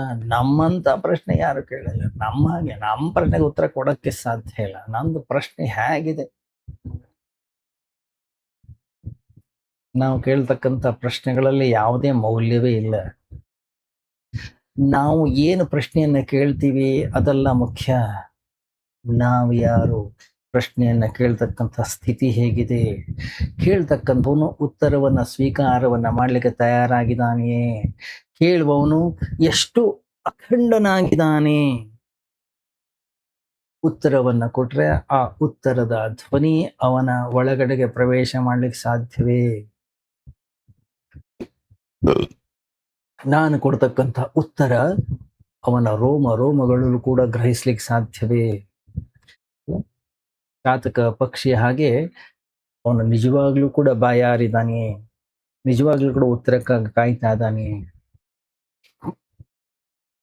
ಸ್ವಾತಿ ಮಳೆ ಹನಿಗೋಸ್ಕರ ಜಾತಕ ಪಕ್ಷಿ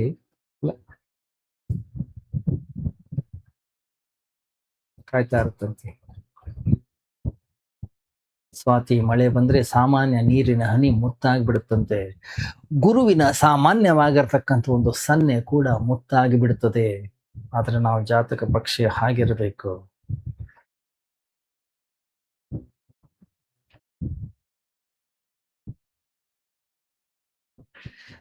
ನಾವು ಜಾತಕ ಪಕ್ಷಿ ಆಗಬೇಕು. ಅಂತಹ ಪ್ರೇಮ, ಅಂತಹ ಬಾಯಾರಿಕೆ, ಅಂತಹ ಹಸಿವೆ ನಮ್ಮ ಅಂತಃಕರಣಕ್ಕೆ ಇರಬೇಕು, ನಮ್ಮ ಪ್ರಾಣ ಶಕ್ತಿಗಿರಬೇಕು. ಆವಾಗ ಗುರು ಗಲೀಜ್ ನೀರ್ ಹಾಕಿದ್ರು ಅದು ಮುತ್ತಾಗ್ತದೆ. ಅದಿಲ್ಲ, ಅಮೃತವನ್ನು ಹಾಕಿದ್ರು ಕೂಡ ಅದು ಕೆಸರಾಗುತ್ತೆ.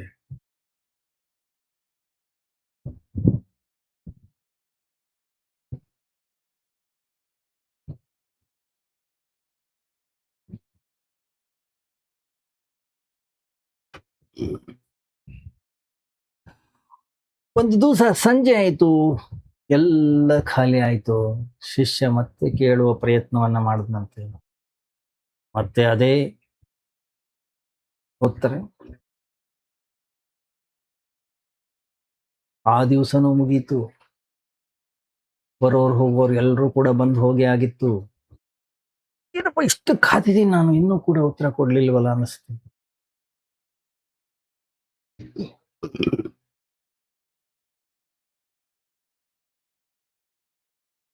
ನನಗೆ ಸಾಕಾಗ್ಬಿಡ್ತು. ಟೆನ್ಷನ್ ಜಾಸ್ತಿ ಆಯ್ತು ಅವನಿಗೆ.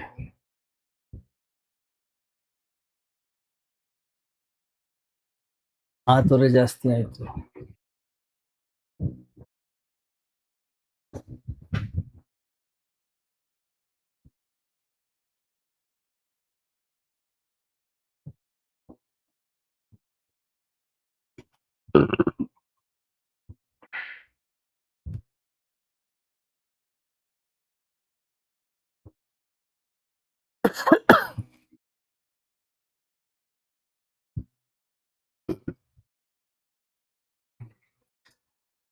ಗಮನಿಸಿ, ಕಾಯುವಂಥದ್ದೇನಿದೆ ಬಹಳ ಕಷ್ಟದ ಕೆಲಸ. ಯಾಕಂದ್ರೆ ಎಲ್ಲರೂ ಕೂಡ ತುಂಬಾ ಹರಿಬರಿಯಲ್ಲಿದ್ದಾರೆ. ತಕ್ಷಣ ಆಗ್ಬಿಡಬೇಕು ಎಲ್ಲರಿಗೂ ಕೂಡ. ಯಾರಿಗೂ ಕೂಡ ಕಾಯುವ ಆ ತಾಳ್ಮೆ ಇಲ್ಲ.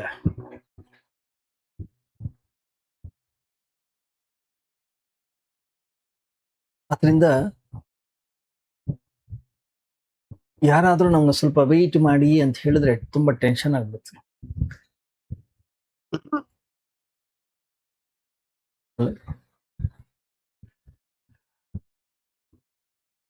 ಹಿಂದೆ ಎಲ್ಲ ಗುರುಗಳ ಹತ್ರ ಶಿಷ್ಯ ಬಂದ್ರೆ ಗುರುಗಳು ಹೇಳೋರಂತೆ 12 ವರ್ಷ ಕಾಯಿ.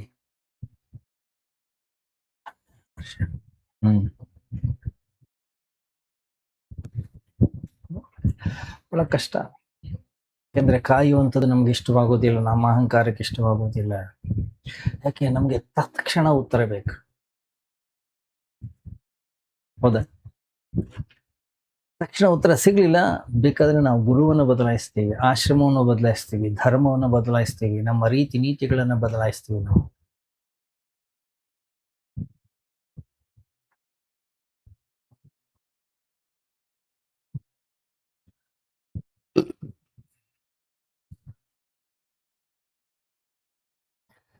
ಗಮನಿಸಿ, ಯಾವ ಶಿಷ್ಯ ಕಾಯ್ಲಿಕ್ಕೆ ತಯಾರಾಗಿದ್ದಾನೋ, ಯಾವ ಶಿಷ್ಯ ಜಾತಕ ಪಕ್ಷಿ ಹಾಗೆ ಕಾಯ್ಲಿಕ್ಕೆ ತಯಾರಿದ್ದಾನೋ, ಅವನ ಅಂತಃಕರಣದಲ್ಲಿ ಮುತ್ತು ಅನ್ನೋದು ಜಾಗೃತವಾಗುತ್ತೆ. ಅದಿಲ್ಲ ಅಂತಂದ್ರೆ ಸಾಧ್ಯನೇ ಇಲ್ಲ. ಯಾಕೆ? ವ್ಯಕ್ತಿ ಪಕ್ವವಾಗಬೇಕು, ವ್ಯಕ್ತಿ ಸಂಪೂರ್ಣನಾದಂತಹ ತಯಾರಿಯನ್ನು ಹೊಂದಬೇಕು, ವ್ಯಕ್ತಿ ಪಾತ್ರತೆಯನ್ನ ಪಡಿಬೇಕು. ಅಂದಾಗ ಮಾತ್ರ.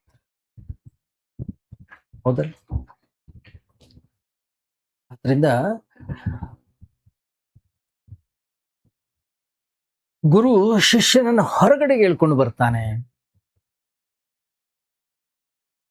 ಮರಗಳನ್ನು ತೋರಿಸ್ತಾನೆ. ನೋಡಿಲಿ, ಬಿದಿರಿನ ಮರಗಳಿವೆ, ಉದ್ದವಾಗಿವೆ, ಕೆಲವು ಗಿಡ್ಡವಾಗಿವೆ, ಅವು ಹೀಗಿವೆಯೋ ಅವು ಅದರಲ್ಲಿ ತೃಪ್ತವಾಗಿವೆ, ಚಿಕ್ಕವು ಚಿಕ್ಕವಾಗಿವೆ, ದೊಡ್ಡವು ದೊಡ್ಡವಾಗಿವೆ. ಚಿಕ್ಕವು ಸಣ್ಣದಾಗಬೇಕು ಅಂತ ಬಯಸ್ತಾ ಇಲ್ಲ, ಸಣ್ಣವು ದೊಡ್ಡದಾಗಬೇಕು ಅಂತ ಹೇಳಿ ಬಯಸ್ತಾ ಇಲ್ಲ. ಅವುಗಳ ಸ್ವಭಾವನ ಸ್ವೀಕಾರ ಮಾಡ್ಕೊಂಡಿವೆ. ಸ್ವೀಕಾರ ಮಾಡ್ಕೊಳ್ಳೋದ್ರಲ್ಲಿ, ಅವುಗಳ ಸ್ವಭಾವದಲ್ಲಿ ಅವುಗಳು ಖುಷಿಯಾಗಿವೆ, ಸಂತೋಷವಾಗಿವೆ. ಹೇಗಿದೆಯೋ ಅದರಲ್ಲಿ ಅದು ಹಾಗೇ ಇದೆ, ಅದರ ಸಂಪೂರ್ಣ ಸ್ವೀಕಾರ ಇದೆ, ಸ್ವಭಾವದಲ್ಲಿ ನೆಲೆಗೊಳ್ಳೋದಾಗಿದೆ. ಆದ್ರಿಂದ ನಾವು ಹೇಗಿದೀವಿ ಅದನ್ನು ಇದ್ದಾಗೆ ಒಪ್ಕೊಳ್ಳೋಣ. ನಾನು ಅದಾಗ್ತೀನಿ, ನಾನು ಇದಾಗ್ತೀನಿ, ನಾನು ಹಂಗಾಗ್ತೀನಿ, ನಾನು ಹಿಂಗಾಗ್ತೀನಿ. ಅಂತಃಕರಣದ ಒಳಗಡೆ ನಮ್ಮ ಮನಸ್ಸು ಬುದ್ಧಿಯನ್ನ ನೋಡೋಣ. ನನ್ನ ನಿಜವಾದ ವ್ಯಕ್ತಿತ್ವ ಏನಿದೆ ಒಂದು ನೋಡೋಣ. ನಾನು ಹೇಗಿದ್ದದನ್ನು ಇದ್ದ ಹಾಗೆ ಸ್ವೀಕಾರ ಮಾಡೋದನ್ನ ಕಲಿಯೋಣ. ಅದೇ ನಿಜವಾದ ಧರ್ಮ. ನಾನು ಪ್ರಸಿದ್ಧನಾಗಬೇಕು, ನಾನೊಬ್ಬ ಅಧಿಕಾರಿ ಆಗ್ಬೇಕು, ನಾನೊಬ್ಬ ಹಣವಂತನಾಗಬೇಕು, ನಾನೊಬ್ಬ ಶ್ರೀಮಂತನಾಗಬೇಕು, ನಾನು ಹಂಗಾಗ್ಬೇಕು, ನಾನು ಹಿಂಗಾಗ್ಬೇಕು, ಅದು ನಿನ್ನ ಸ್ವಭಾವ ಅಲ್ಲ.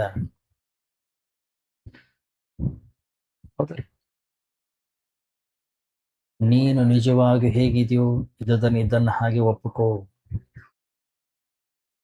ಸರಳವಾಗಿರೋದನ್ನ ಕಲಿ, ಸಹಜವಾಗಿರೋದನ್ನ ಕಲಿ. ತನ್ನಿಂದ ತಾನೇ ಒತ್ತಡ, ತನ್ನಿಂದ ತಾನೇ ಟೆನ್ಷನ್ ಅನ್ಸೋದು ಹೊರ ಹೋಗ್ತದೆ. ಏನಿದು? ಇದೇ ಧರ್ಮದ ಮೂಲ ರಹಸ್ಯ. ಮುಂದುವರಿಯುತ್ತೆ ನಾಳೆ ಚಿಂತನೆ. ಓಂ ಸರ್ವೇ ಭವಂತು ಸುಖಿನಃ, ಸರ್ವೇ ಸಂತು ನಿರಾಮಯಾಃ, ಸರ್ವೇ ಭದ್ರಾಣಿ ಪಶ್ಯಂತು ಮಾ ಕಶ್ಚಿತ್ ದುಃಖಭಾಗ್ ಭವೇತ್. ಸತೋ ಮಾ ಸದ್ಗಮಯ, ತಮಸೋ ಮಾ ಜ್ಯೋತಿರ್ಗಮಯ, ಮೃತ್ಯೋರ್ಮಾ ಅಮೃತಂಗಮಯ.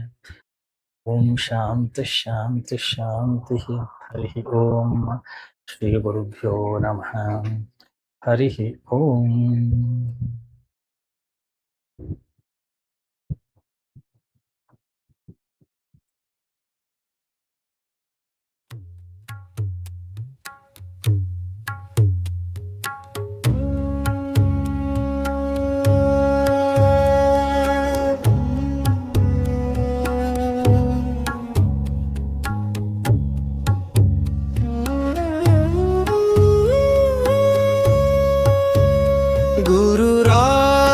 ಸಿದ್ಧಾರೂರ ಸಮರ್ಥ ಬೆಳಗುವೆ ನಾರುತಿಯ, ಗುರುವರ ಬೆಳಗುವೆ ನಾರತಿಯ.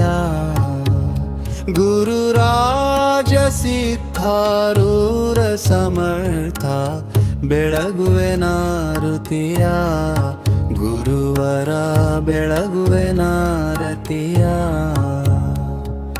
ಮೋಕ್ಷಾಪೇಕ್ಷೆಗೆ ತತ್ವಂ ಪದದಾರ್ಥವ ಬೋಧಿಸಿದಿ, ಗುರುವರಾರ್ಥವ ಬೋಧಿಸಿದಿ. ಮೋಕ್ಷವಾಹನ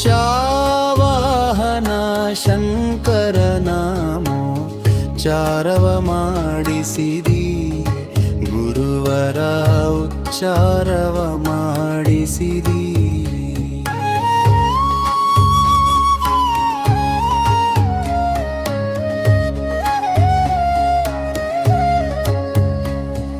ಶ್ಯಾಮಧಾಮ ಶ್ರೀರಾಮ ಭಿನ್ನ ಶಂಕರ ನೀನಿರುವಿ, ಗುರುವರ ಶಂಕರ ನೀನಿರುವಿ. ಕಾಮ ಕ್ರೋಧವ ನಾಶಿಸಿ ಜಗದೊಳು ಶಾಂತಿಯ ಬೀರಿದಿ, ಗುರುವರ ಶಾಂತಿಯ ಬೀರಿದಿ. ಚರಣ ಭಜಕರ ದುರಿತದುಂದವ ತ್ವರಿತದಿ ನಾಶಿಸಿದಿ, ಗುರುವರ ತ್ವರಿತದಿ ನಾಶಿಸಿದಿ.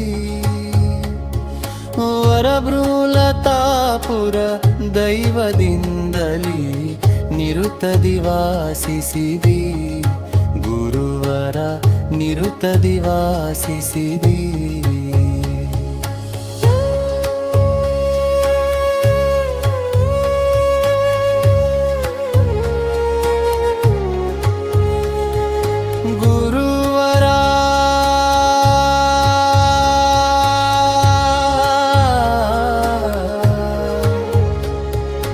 ನಿರುತದಿ